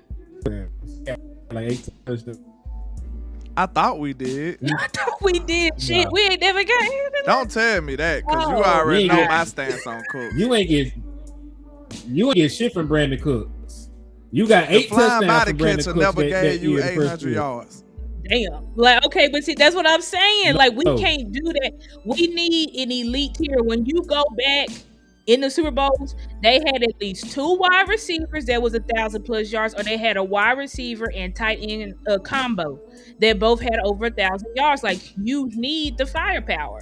And I was listening to y'all like, yeah, you can have a great defense, but ask the Texans about having a great defense. You can even talk about the Patriots. That defense played lights out. That's why I said when you play a team that got a great defense too, now what you need? You need an offense. Like, the reality is you need it all. You need both. It all. Yeah. You need it all. Like, you need a good offense and you need a good defense. Yeah. Like, you can have the best defense in the world, but if you can't score points, it does not matter. Like, you need an elite defense to give your elite offense more opportunities to score points. Facts. And hold back their offense. Exactly. Like, that's the point. If you just have an elite defense, but you don't have an adequate offense, you're going to lose. You're going to lose. And it's like the Patriots lost because they was like, all right, we're going to stop the run. We're going to make Drake May beat us. But it's like Drake May didn't have no weapons outside of Diggs. Facts. And Diggs is on he's still good. Diggs still had 1,000 yards, but he's on the back end of his career. Back end of his career, definitely. Hey, real quick, salute to Suave, man, with the 10-piece. I just want them to maximize the potential of the offense while Dak is still playing at a Pro Bowl to All-Pro level. We don't know how much longer he has, but we have to capitalize. Agree. Facts. Because listen, this is the thing. This is the reason why. This is the reason why I'm not risk adverse right now. The window for Dak Prescott is little as a motherfucker. It's about this goddamn big. You know what I'm saying? It's about this big. It ain't no window no more. That motherfucker a peephole. It's a peephole. Yeah. So it's not even really a window no more. Like, you got like a couple years with Dak Prescott. And it's either one or two things going to happen. Either Dak Prescott, is going to be washed up. He gonna wake up sorry at the end of this shit. You ain't gonna want him here, or he gonna still be playing at a high level and he knocked out his Cowboys. Those are the two realistic things that are going to happen. I don't see this nigga signing another contract with Dallas based on the contempt that Jerry Jones had with Todd France and them. They do not want to keep going back and forth between them. They never fucking win those negotiations. Facts. I got a great example right now of this offense and defense problem that we're talking about. Think about this. What did you need in a couple of those games that we played San Francisco in the playoffs? You needed a little more offense. You needed a wide receiver. If you had a wide receiver 2 in those games, you probably advanced. Correct. You probably 2022, you advance. If we just simply targeted CD and Amari and we didn't have dumbass Killer Moore in 2021, we advance. Facts. We 2023, treated Amari like a normal player. That was a mistake. We should have been throwing the ball around. Exactly. So like the next year, we just didn't have enough offense. We didn't have what you call. We had nobody. We had literally CD. We had CD. Tony went down, and then Tony Pollard got hurt. Right, and then Zeke knee was fucked up the whole year. It was over with. Yeah. It was and over look, with. your defense played great football. Your defense sure held them did. to what? 20-some points. 19 points. 19. I'm not They mad had at that. 19 I'm not points. mad at that at all.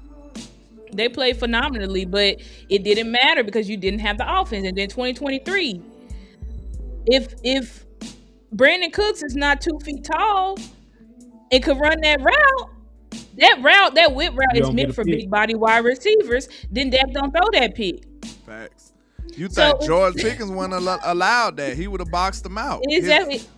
And Dak would have had the deep ball. Like, the reason why you don't want to really get rid of George Pickens for Dak is because I've been praying for Dak's whole career for him to get a true X wide receiver that's an easy button wide receiver. That when I'm in the time crunch and the offense ain't working, the scheme ain't working, I can just throw this bitch up in double coverage and it works. And he go get it. Because everybody else had that. Like, people want to talk about Burrow. He got the best completion percentage in NFL history and all of this shit. And I'm like, yeah, because he got Jamar Chase over there. Like, when you can just throw it up to elite wide receivers that's going to come down with the ball. Like, we saw the type of balls when Justin Jefferson was playing with Kirk Cousins. We saw the type of balls that man was catching. I remember that Bills playoff game. Kirk Cousins threw that to him in like double coverage. Justin Jefferson had to jump like 20 feet in the air, but he came down with it. Like, we've been missing that. Think of the 2021 playoff game. Cedric, that last deep ball when Dak was off balance and he threw that hoe, it landed right in his hands. That's what I'm saying. Like, we need a wide receiver that can catch the ball in high pressure, big moments. And we know, as elite as CD is, that's not really his role. He come up short sometimes. That's not his role. Be honest about it. That's the hard not conversations got to be had, bro. Exactly. He come up short sometimes. Exactly. And I don't know if you heard this point real quick, Star. What I said, like, you just paid Javonte Williams. Your ass need to be trying to keep George Pickens. Real talk. That's true. I heard you about them loaded boxes. I don't think you want to see Javonte when they focusing more on him. No. Real talk. No, I don't think you would have paid that version of Javonte Williams. I'm sorry. No, you don't. Like, and granted, the offensive line also this year with run blocking did very well. I think that Javonte Williams, we got to pair him with somebody. And in my opinion, it got to be better than Blue. I mean, Blue can have a big off season, but he gonna have to show me. I'm not just gonna be lining up and say, "Yep, Blues is gonna be Javonte Williams in Blues backfield." Like, I feel like we need somebody better. He said trade Lamb. Then I mean, we could trade CD Lamb, but and be back. You're like talking about having one weapon. I'm like, if we trade CD Lamb, we're gonna be back to square one. And it's like, I have concerns about these wide receivers at in the draft, because you got Carnell Tate, where I'm like, okay, he's an Ohio State wide receiver. I gotta look deeper into his film. I'm not gonna lie. I mean, everybody says he's amazing, but I'm like, production wise, the other Ohio State, Jeremiah Smith. Yeah, Jeremiah Smith had he the dude over there. Right, he the dude. He had 1,300. I was like, okay, maybe it's the quarterback. I was like, let me go see what Jeremiah Smith's stats are. good. 12 or Better. 13 touchdowns, 15 touchdowns. I'm like, okay, and he's a freshman. He's just a sophomore. So I'm like, I remember people like Lou talking down on what's his name? Ibuka, saying, "Oh, Ibuka, he's second best over there because Jeremiah better." But Ibuka had a lot of 1,000-yard seasons over there in Ohio State. Cardinal Tay never had that. So I'm like, okay, that's a flag to me. Like that's a red flag when the best you could squeeze out was 895. So now I'm gonna have to look and see, okay, well, why was it that? Was it like a Matthew Golden situation where maybe you was open, but your quarterback just didn't give you the ball? I don't know. So it's like I have to look deeper, but then they also talk about Jordan Tyson and his injury history.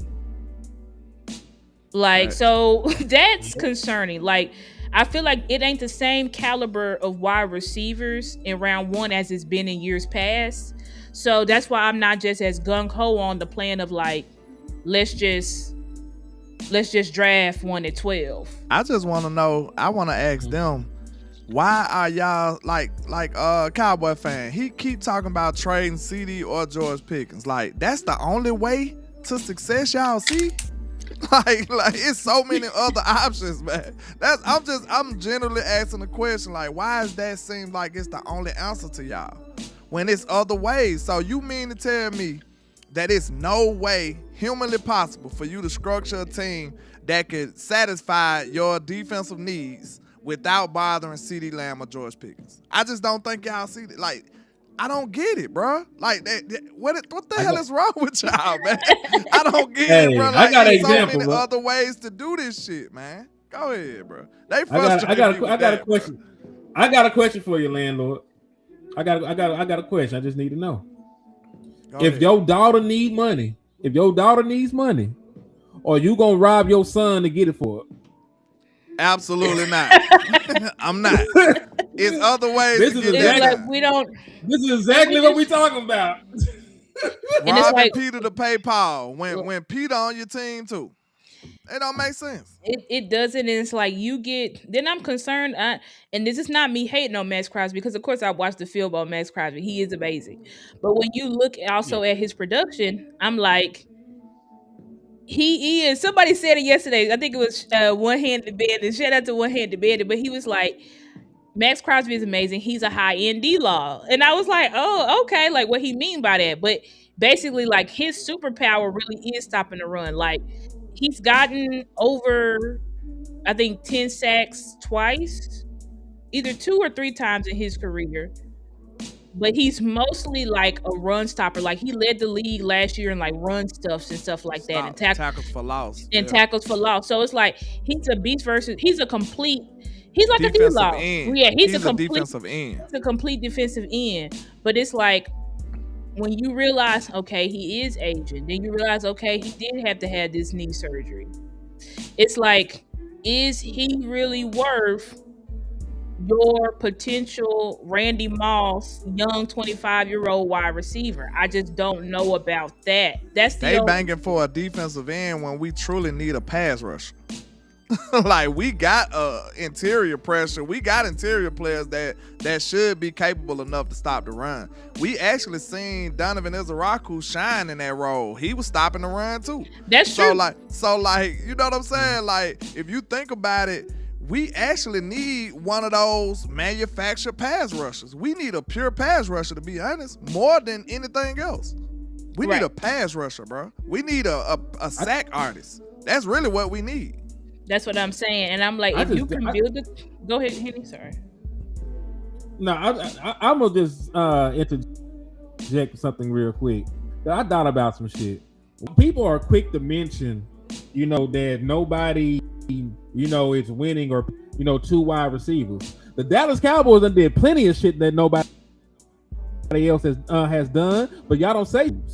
Ain't no Super Bowl team got 3 first-round picks in their offensive goddamn line. There's not a single Super Bowl team that got 3 first-round picks on the offensive line, but y'all couldn't wait to go and draft. There's not a single Super Bowl team in this bitch that got 3 defensive tackles, but you motherfucking got them. So let's just be 1,000%. I don't want George Pickens in this motherfucker. He don't. That plays to the point that and that's okay. That plays to the point I was making, bro. We got customized problems. We need things that other teams might not need, and vice versa, bro. It's not a black and white. Like I said, it's not a how-to guide, step-by-step manual of how to win a Super Bowl, bro. It is not. It don't exist. It's different for each team. It depends on how your team is constructed. And the way our team is constructed, it might not need the things that the next team need, bro. So all them comparisons is really, it's good talking. It's good for discussion, but it really don't matter for real. And it's like we are not asking for just give us any type of on my side too. Give us any type of edge. I just looked at the free agency market for the edges. I'm like, this is a good free agency market. Like, you could really go after and get you some young dogs. So I'll be right back. Yeah, it's like this is a chance you could really go out there and get you some young dogs, like that could build you an even better committee, and one of them could get you double-digit sacks, or a couple of them. Like, there's a couple names like Odafe Owe. Who else did I see in there? It's a lot of them. I can't think of them right now. I had just looked them up. But it's like there's people over there that you can get in the free agency where it's not that they're young guys that have a lot of what's it called upside, basically is what I'm saying. Like, I don't think that you have to go the route of I have to give me a George Pickens when you already have an elite defensive interior. And if you just cut the dead weight, cut the dead weight, you'll be fine. You know what I'm saying? Like, get rid of these bad contracts. These people you shouldn't have paid. You shouldn't have paid Ferg. You shouldn't have paid Bland. You shouldn't have paid Osa. You can get out of their contracts next year. So it's like, just get out of their contracts next year and then do what you got to do till the 2029 TV deals hit. Yeah. And that's the thing I'm trying to do too, man. I'm just trying to fix the defense while not getting worse anywhere else. I don't want to get worse at wide receiver when I don't have to. That don't make sense to me. You know what I'm saying? I don't want to take a step back so this other side can take a step forward. I want them to stay the same or get better. Like, real shit. I was still trying to make the offense better. Y'all trying to take away from the offense. I would have considered Jeremiah Love at 12, nigga. We hadn't paid Javonte Williams and shit. So that's my entire point. They want to take something away from the offense when there are actual avenues in open free agency where I can improve my defense, make my offense better, and then go back out there and compete. Because imagine if we had Jeremiah Love or Josh Jacobs got cut, or we made a play to get one of these other running backs, and they seen all these light boxes from CeeDee Lamb or George Pickens. Exactly. Imagine that. Yeah. Arnell hit somebody with a $5. Yeah, it just popped in. Loke said, "Wait a damn minute, landlord Alabama accent coming out with that constructed." Constructed. Yeah, I know how I talk. I speak broken English. I've been told y'all that. Cowboy fan been talking crazy. Let's see what's happening, man. That's my guy, though. I like it. I like the banter back and forth. He said, we sat here all year saying, guys, good Lord. Well, take it away then. Go ahead. Shit. Hey, fuck what he said. I didn't try to put it. I'm trying to put it back up. This should be. He said we sat here all year saying guys need more targets. Now you about to pay $35 million to a guy you can't even give targets. It's crazy. We gotta run the ball too. Who you can't give targets to? I mean, what is he talking about? It's the premise of go ahead. I was just gonna say Dak Prescott threw the ball 600 times last year, dog. Niggas got targets. Like, that nigga threw the ball 600 like times. Shotty was just gonna run the ball. That man gonna throw the ball, bro. Yeah, I'm like, I think it comes with the fear of, like, if you pay 2 number 1 wide receivers, you're not gonna run the ball at all. But I don't think that's the case, because running the ball is in Shotty DNA. He's not like Big Mike, who was like, we need to run the ball, and then he never ran the ball. You know what I'm saying? Very sneaky. Exactly. It's like, no, Shotty said we're going to run the ball, and he did. That's why Javonte was a top 8 running back this year in NFL in production. The Eagles did it. You know what I'm saying? Right. But- The Eagles but have 2,000-yard truly- receivers and 1,000-yard. Truly, I don't back. think Dallas is mature enough to do it. To be honest, man, listen, bro. We family, we can have real discussions. Y'all ain't paying for the slow-paced game like that. Y'all ain't. Now, I wish that might be our most effective way to win. It might be. But you got to convince that to Jerry. Is that going to keep butts and seats and shit? Like, I know that ain't the best way to think about it, but it's the truth. Like, do y'all want that slow? We complained about looking at the way the Eagles play. Us, Cowboy fans, we were like, man, that shit weak, man. Them niggas, did we not? Am I wrong? Nope, you correct. Even though it was effective, we was like, man, them boys play so weak, bro. Jalen Hurts don't never throw the ball. We was complaining about how they play, and it was their most effective way to be successful. I don't know if we gonna be mature enough to sit through that, even if we should. Real talk. Like, we'll be like, man, the way Dallas operate, and I'm gonna be 100 with y'all. If we played that brand of football, you will see so many people up here like, man, let's get rid of Dak. Let's get rid of Dak, man. He ain't doing that but handing the ball off. Man, you will see so much crazy shit. I promise y'all, bro. That's We true. not mature enough for that. So let's stop playing these games, bro. And we got to think that when we were built like that, when we won in the 90s, we had to. He still is the best running back of all time. Or one of the best running backs of all time. So it's like, unless you got that guy back there, which we don't got, and now they just paid Javonte, so they not about to go and trade for Bijan. They're not going to trade for nobody that's like that for real. They're not going to trade for no Jonathan Taylor. So it's the fact of the matter is, it's like we're not going to ever be no damn ground and pound. We're not going to be that.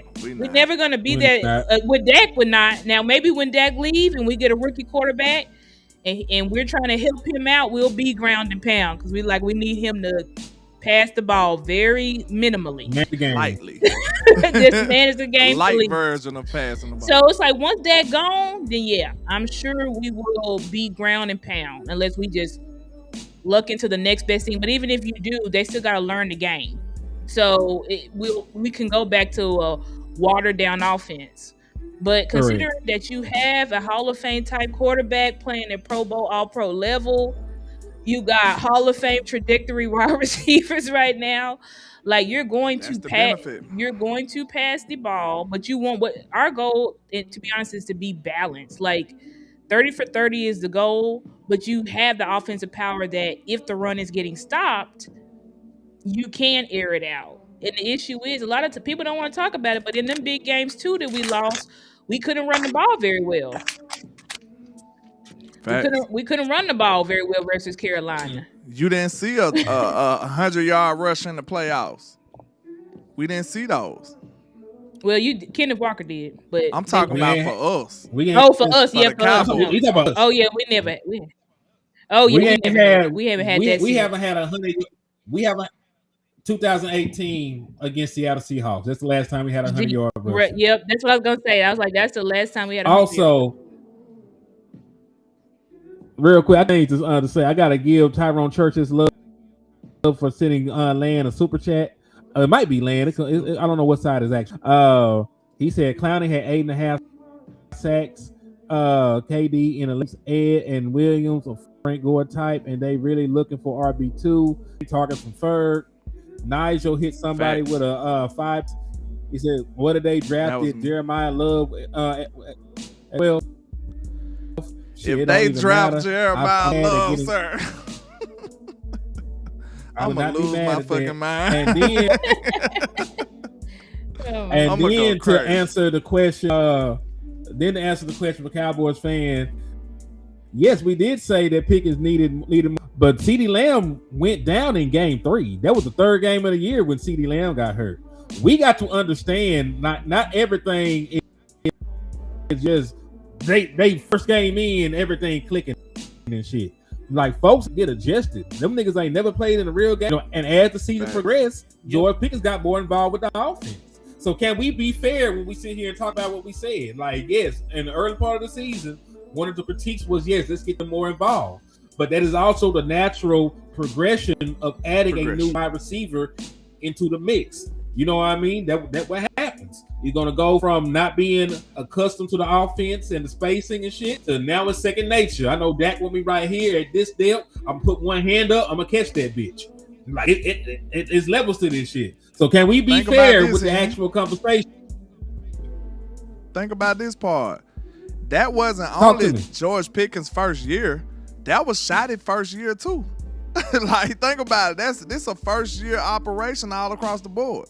So of course they had to figure out what they like the most, what they do better. That's the natural progression, like you said, of an offense. Like trying to figure it out, trying to find the identity, trying to find themselves. So I think people really put too much into that. Like, yeah, of course he needed targets. He needed to figure it out because they trying to figure out the whole offense.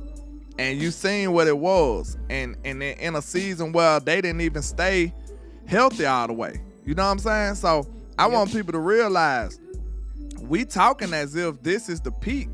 This ain't even the peak to me. This ain't even the peak of the offense. Now, one thing I will say, I don't want Shotty to make the same mistake Mike did and then improve that offense. Because once you cook the league, they gonna invest heavily. Yeah, and that's what Mike's mistake was to me. Like, I feel like we cooked the whole league that year when CD went for 1,700 yards. Dak was an MVP candidate. We cooked the whole league. So what they gonna do? Them people getting paid millions of dollars to stop us. So that's what every defensive coordinator did, figure out the way to slow down or stop Dallas. So if you're not getting better, you're staying the same, you're actually getting worse. You're actually getting worse because now everybody know exactly what they need to stop about your football team. You always need to add some new talent or some new wrinkles or some new ideas to what you present to them. Defensive coordinators spending weeks and weeks and weeks just to stop you. You know what I'm saying? The whole offseason, they studying your tape just to slow you down. Especially if you the number one offense, you the standard. Most defensive coordinators going to be looking like, okay, what would I have to do to slow these boys down? We got them on our schedule this year. I'm focusing on them. That's how it's going to work. Yep. I agree with that 100%. Like, they are going to have to add in some new wrinkles to this offense. Like, and Mike McCarthy didn't do that. That's what I'm saying. Like, we still got to add to the offense. Like, but so the argument to take away from the offense when we really need to be adding to the offense because we've got to get better there. Because this was year one. So it still wasn't what it could be as a seasoned offense. So it's like we need to get better there and we need to get better on the defense. This notion of let's fuck up our offense to get better on the defense, like that's counterproductive, I just feel like, because it's like unless you can say that your defense is going to be the Texans defense after this year or the Seattle defense after this year, then you're going to take a step back. Like unless you can say I'm going to have a top 3 defense. And the thing is, this plan so I love my guys Bossa Lou. I swear I love this so much. But this plan is like they not even I was like, oh, Star, I'm not even trying to get you say we're gonna be top 5, but it's like, well, if we can't be that, exactly. He's like, no, we're not gonna be top 5. Be like top 10. It's like, no, boss. If we go trade Pickens, we need to. If we're going to subtract significantly from that offense, first of all, you need to add back what you lost. It's just counterproductive. Like, I know we lost Micah and we want Micah reparations, but if you replace Micah and then you get rid of GP, we're going to be saying we need GP reparations. They trying to get rid of GP for GP too. That's crazy, right? You remember that? Off GP. They trying to get rid of GP off GP. That's crazy. A general principle. What? Yeah, just for no reason. He ain't even gotta be moved. And it's like, I get it. It's 2 Ferraris, but it's like that's literally what you need. You need 2 high-end pass catchers. Even when the Chiefs won them Super Bowls with those terrible wide receivers, they still had Travis Kelce, who was a Hall of Famer. I just thought of another reason why y'all need to leave our receivers alone. I just thought of another one, and y'all gonna feel me. You remember when we was having our epic debate the other day with Boss now, when one of them was like, Your tackles was the tackles that had that number one offense. They was like, who was the tackles then? And you remember my response? I said Dak. They ain't let me elaborate on it. The reason I said Dak is because this was the most he ever been hit. He ain't never been hit. There was one hit off of the most Dak ever been hit in a season this year. Yep. And y'all just don't feel that because they didn't all result in sacks. Why the fuck do you think they didn't all result in sacks, bro? Why? Because he had the weapons that was getting open early enough so he wouldn't sit there and hold the ball and pat the ball. That played a part in it, sir. The reason having two dope-ass wide receivers basically kind of, you could say it saved your quarterback too.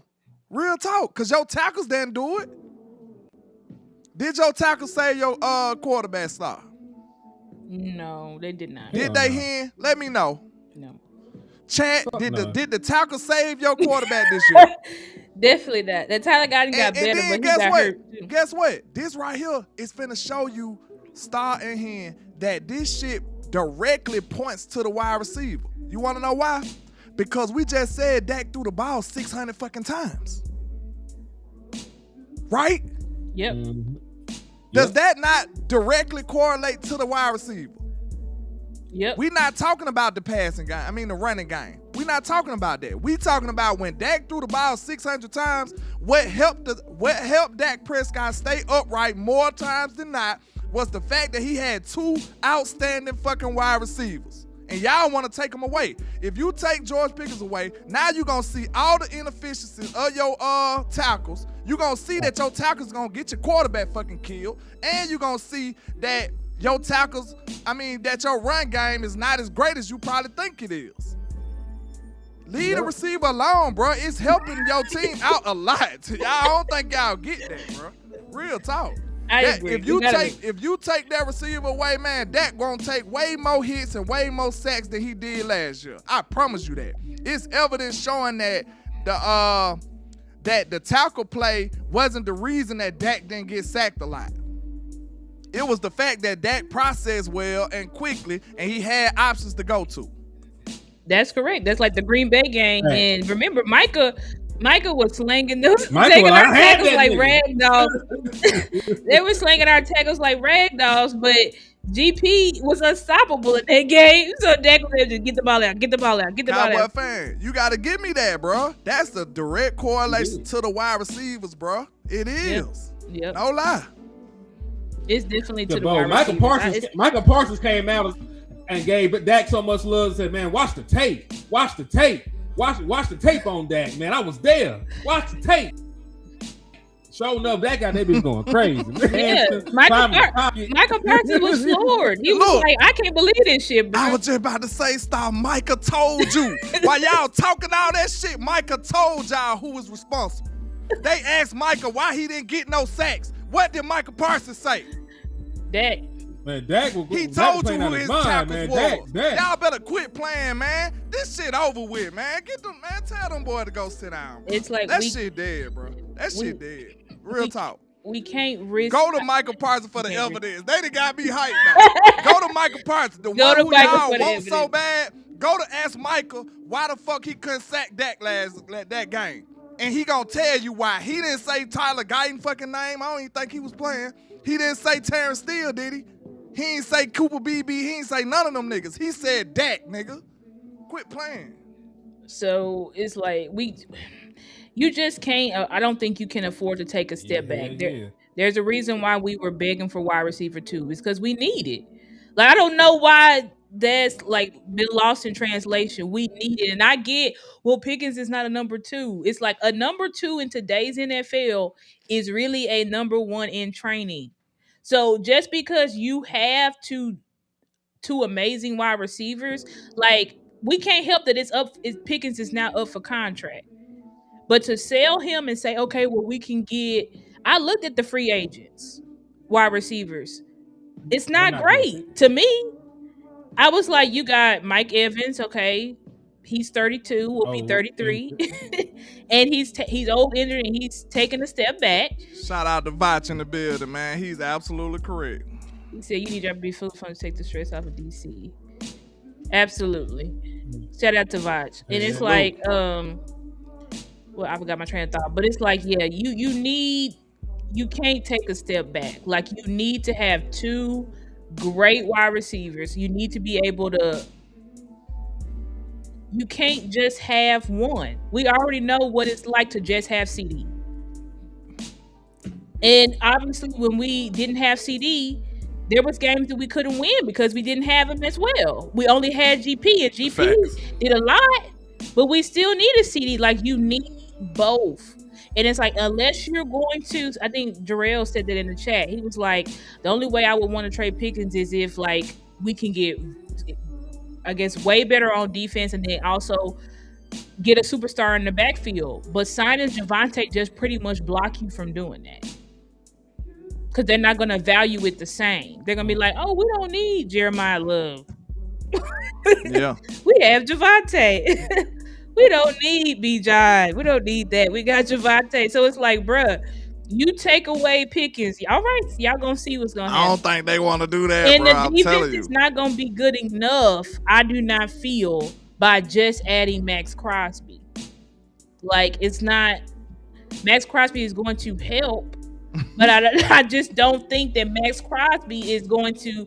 We're going to add him, and that everybody is going to be better. Because when we look at the past few NFL Super Bowl teams, they had elite cornerbacks, elite safeties, elite linebackers. Like, we need to be trying to get those. Yeah, and defensive tackle. Like, we need to be trying to get those positions over at edge, because you can build a really good edge by committee. Seattle and the Patriots just did it. I was just about to tell him. And Philly did it. Hen, remember how we talked about the characteristics, well, the actions of the Cowboys told you what they value. Y'all keep talking about what Brian Schottenheimer want this and want that. What the hell did he do? He let go this super duper premier pass rusher. And what did he do after that? Exactly. When he got defensive He tackle. went and got a defensive tackle. Right. But y'all keep talking about, we gotta have this. This is what Shotty wants. This is what he wants. They Look at the inflated fucking He him. showed you. He listen, Shotty. Look at his actions. Shotty showed you. Shotty showed you what he meant by winning in the trenches. That nigga got 20 million. That nigga let your edge walk. Did he stand up for Michael Parsons when it was time to move the nigga? Or did he No, take his he ass out there and said- say it was unanimous? Hey, get your black ass He out said it there. was unanimous. Unanimous. Because he thought that it was more Unanimous. important that he get elite defensive tackle play than it was to have an edge. And that was Boss's whole argument for years. And Like, I we just don't I need just- an edge. We I just need don't elite understand. DTs. I just don't understand how you can say what now you using all these speeches saying that Shotty wants this and Shotty wants that and CP wants this and wants that. Bro, the very thing that y'all desire the most right now, we had it. And we said, fuck that, give me something else. So how is this is what he actually wants? Right. It makes no sense, bro. It makes no sense. Like, Shoddy Dak, CD fought tirelessly to get Pickens.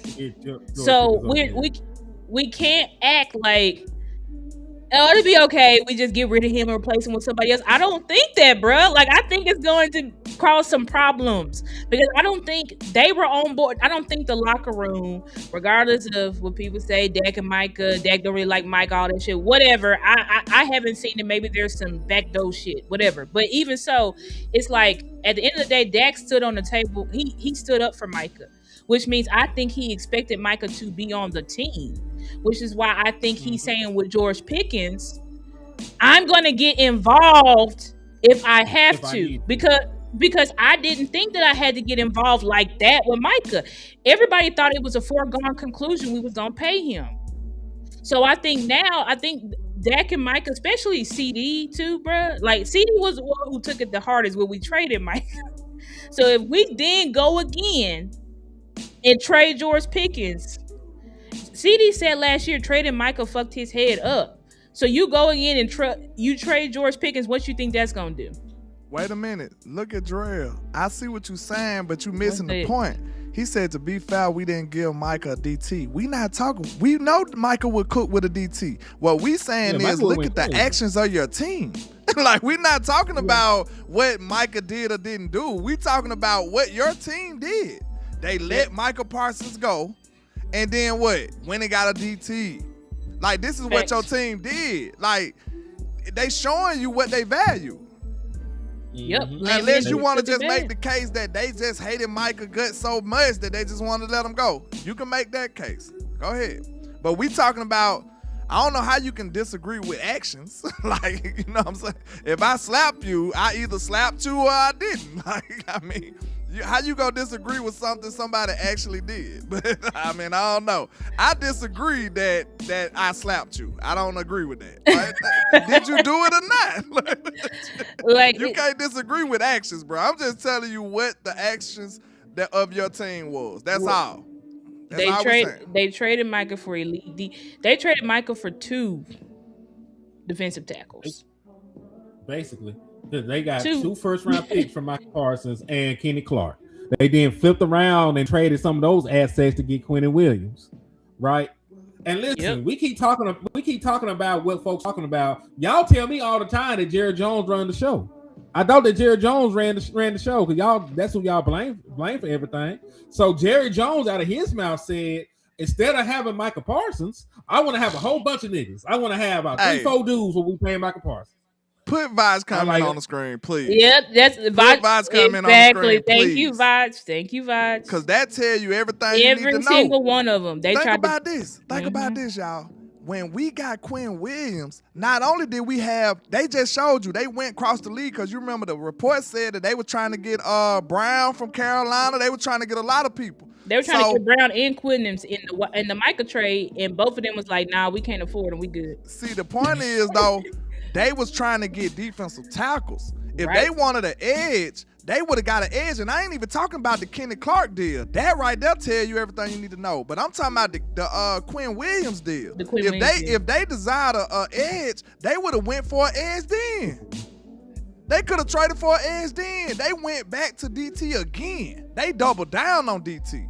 Right. And that was without Micah Parsons. That's right, landlord. I don't think y'all peeping this, bro. That's crazy. And the reports was saying that we were going to get an edge. That's what even Ricky, y'all know the dog Ricky on Twitter. Yeah, even Ricky came out and was like, we were going to trade for a pass rusher. Yeah, he don't be missing. He said we were trading for a pass rusher, and then we ended up trading for Quentin Williams, which shows you that's when Shotty talks about the trenches, they're talking about defensive tackle and guard play. Like, that's what they're talking about. So it's like, even when they talk about pass rushing, Shotty used that as, what's it called, like false bait or whatever during the presser at it was the owners meeting, I think that was, when they asked Shotty, like, well, who are you going for at 12? And Shotty was like, oh, I like to build outside in, so probably like receiver or somebody who can get after the passer. And then what did he do? Draft Booker. So it's like, Shotty, when he talk about trenches, he talking about the interior. So I think they'll be comfortable building a committee. They just need to build a better committee. That's all I think. Build a better committee than what you had last year. You banked on Sam Williams. That didn't turn out right because he was coming off of that ACL. You landed good with Clowney. Didn't land good with Fowler, but that was a good try. I just think that your defensive coordinator kind of regressed everybody to hell. Because I'm like, there's no way that Fowler fell off like that. You don't go have a career year and then the next year you only have 1 sack, 1 or 2 sacks. Like that doesn't even make sense. And he wasn't hurt. Hey, did you say Tyrone Church other super chat? I ain't sure if you did. Maybe I missed it.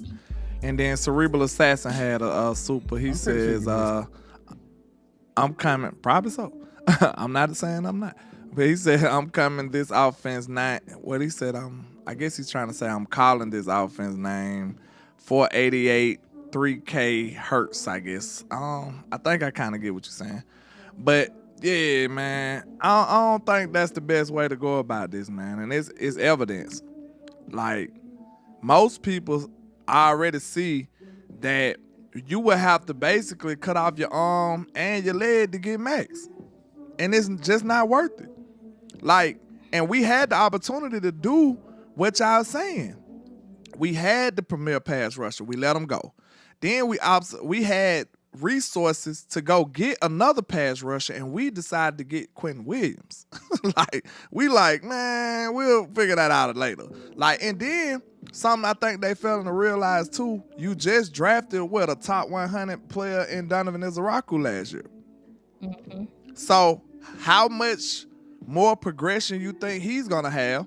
Because regardless of how we feel about these players, it's all about how they feel about these players, how they view these players. So when we look at Donovan Izaraku, they might feel like they got them a pass rusher, a premier cornerstone type pass rusher next year. That might be what they feel. I think they do. They already saying he's a leader. More. Right. Yeah. They already saying they feel like he's a leader in the locker room. Shotty said when Marshawn passed, he said one of the guys that everybody was shocked that he became a leader, but he really started speaking up was Easy. They believe he's a cornerstone. He's a part of their future. And I think you'd be a fool not to bet on him. Like, obviously, if he gets the right coaching, then he can be unlocked. Because we started seeing we started seeing flashes of what he could be. I really think White Cotton, that's why his ass is not here.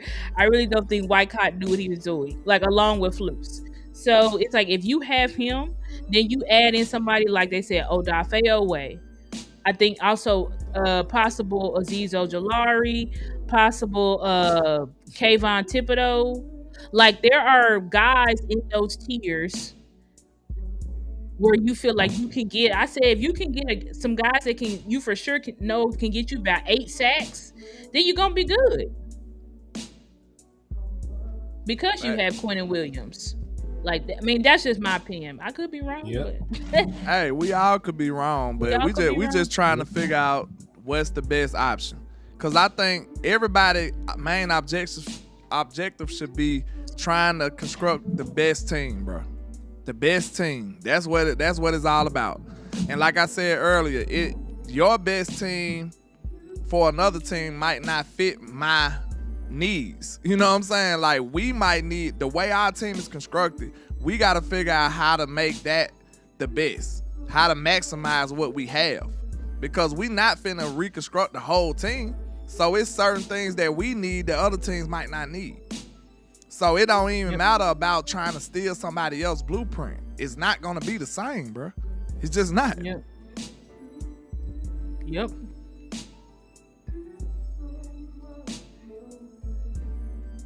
Yeah, it's guys. I would bring Dante Fowler back.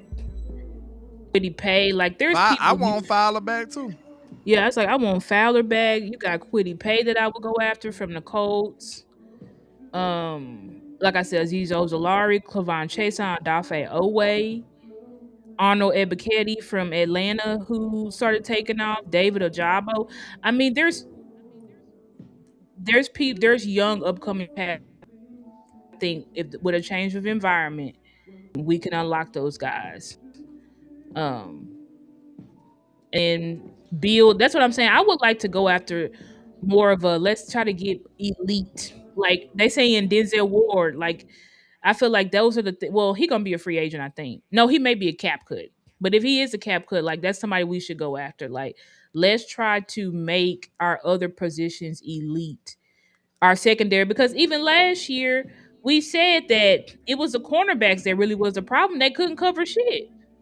Facts. That was a problem too. Like they can't cover. Exactly. So it's like it don't matter how good your pass rush is if you can't cover at all. And as soon as the quarterback says he can get the ball out, like what is a pass rush gonna do? There are ways to neutralize pass rush. That's all we're saying. Like you can neutralize pass rush. Oh, Star, we know firsthand. Because Micah's been neutralized plenty of times. Exactly. And people still putting up 40 points and still beating our ass. Like, it didn't happen. We got 40 points put on us. And it wasn't just 2024 either. We got 40 points put on us in 2022, 2023, like with Micah and D-Law on the field together.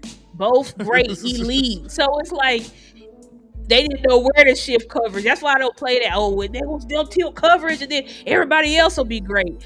No, the hell they will not. That was the problem with Micah because we were like, Micah's so great, but when you take Micah away, nobody else is showing up. Facts. And then, like you said, if you can neutralize them that way, that's a better case for a unit than a premier guy. Exactly. That's a better case for a unit. And we gotta know, like Micah also played with 2 All-Pro cornerbacks that were the best at taking the ball away in the league. So it's like you have to have. Max Crosby would not have that. That's what I'm trying to say. Like Micah had a supporting staff. Really, the only thing missing from Micah was that elite DT. Facts. If we had, and we tried to get it for him. We did, but try. We failed. Right, we failed. We failed, and I hate that. I hate that we failed Micah. But he had elite. And then when we look at CP's scheme, like, bruh, he said he basically. There's a reason why his corners and safeties where he go be elite because it's a requirement of his scheme. And then one thing too, I don't think that get enough attention is we done had different defensive coordinators all these years since Dan Quinn. And when you do that, you drafting players for your defensive coordinator at the time. Now you just got a miscellaneous ass team.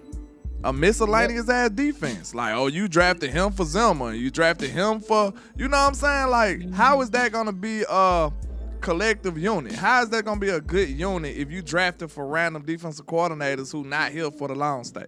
So you really just got a miscellaneous collection of players. That's what you got. So now I think the best way to move forward is to probably, like you said, minimize the risk because you don't even have a fully assembled team. Like, why would you risk it all for Max like you one move away? It don't make sense, bro. Like, we got several things we need to do. Like, of course, now I'm going to be honest with you, a team like the Eagles, they might get them because they are one player away on the defense. You know what I'm saying? They actually are one player away. They got everything else. 2 All-Pro corners, All-Pro linebackers. Corners, safeties, linebackers, defensive tackles. They got everything. I don't want to lie. Yeah, but I ain't going to lie to y'all. I got to escape. We've been on here over 2. Yeah, we've been on a long time. Okay, yes. I gave them some work, though. It's been some great content, though, man. Both of y'all for taking time out y'all busy schedule to jump on the show, you know, cook up with your boy, man. I appreciate everybody that we got almost 200 people in here across all platforms. Thank y'all for showing love. Thank y'all for watching. Did y'all have anything y'all want to add before we got out here? Have final words. My only final thought is I'm keeping George Pickens, man. I don't care what we got to do. Jake Ferguson, all your money belongs to that nigga now. Osa Digizua, you know, put something on it. That. You know, you and CD, y'all been pushing for the man. Y'all sneak that nigga a couple dollars. Shit, man. Y'all go ahead and make this shit work though, man. We gotta keep Jordan Pickens, man. And we'll fix the defense too. But like shit, we keep that all pro, man. That's all I got. Not only that, we not crashing out for one player either. I think that's irresponsible. When your defense was that bad, think about this real quick and then we can go. Think about this real quick. Your defense was absolutely horrible. Now, we can blame all of it on Flus, but what sense do it make to put one player on there and say, basically, now I got to try to add everything else in free agency? You have no draft, basically. You got one. You may have one first-round pick. We might not because they want 2. So we just talk about what we going to give them like they got to accept that. Like, you know what I'm saying? Like, we can't be outbidded. Like, that's crazy. So, if your defense was that bad, what on God's green earth would make you think one player gonna fix everything? Yeah. Unfortunately, he's not.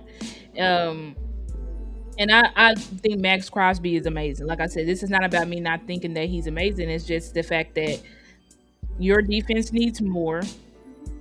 And you can't trade all your picks, if you trade all your picks, and that means that you really got to go full throttle in the free agency. And it's like, when has your team ever gone full throttle in the free agency?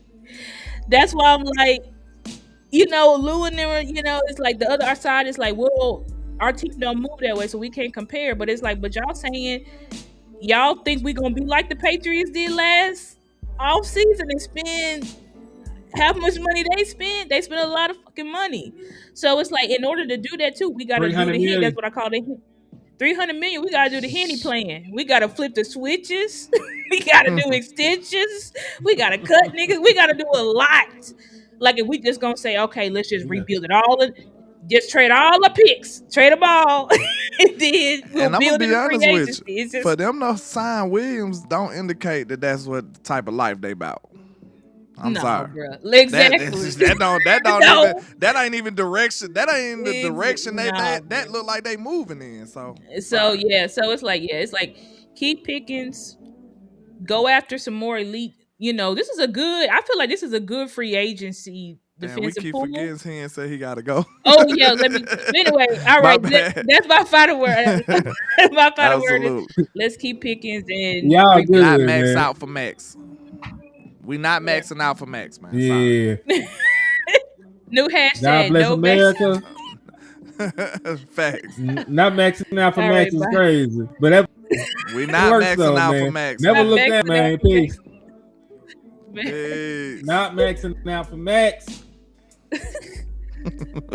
It's crazy.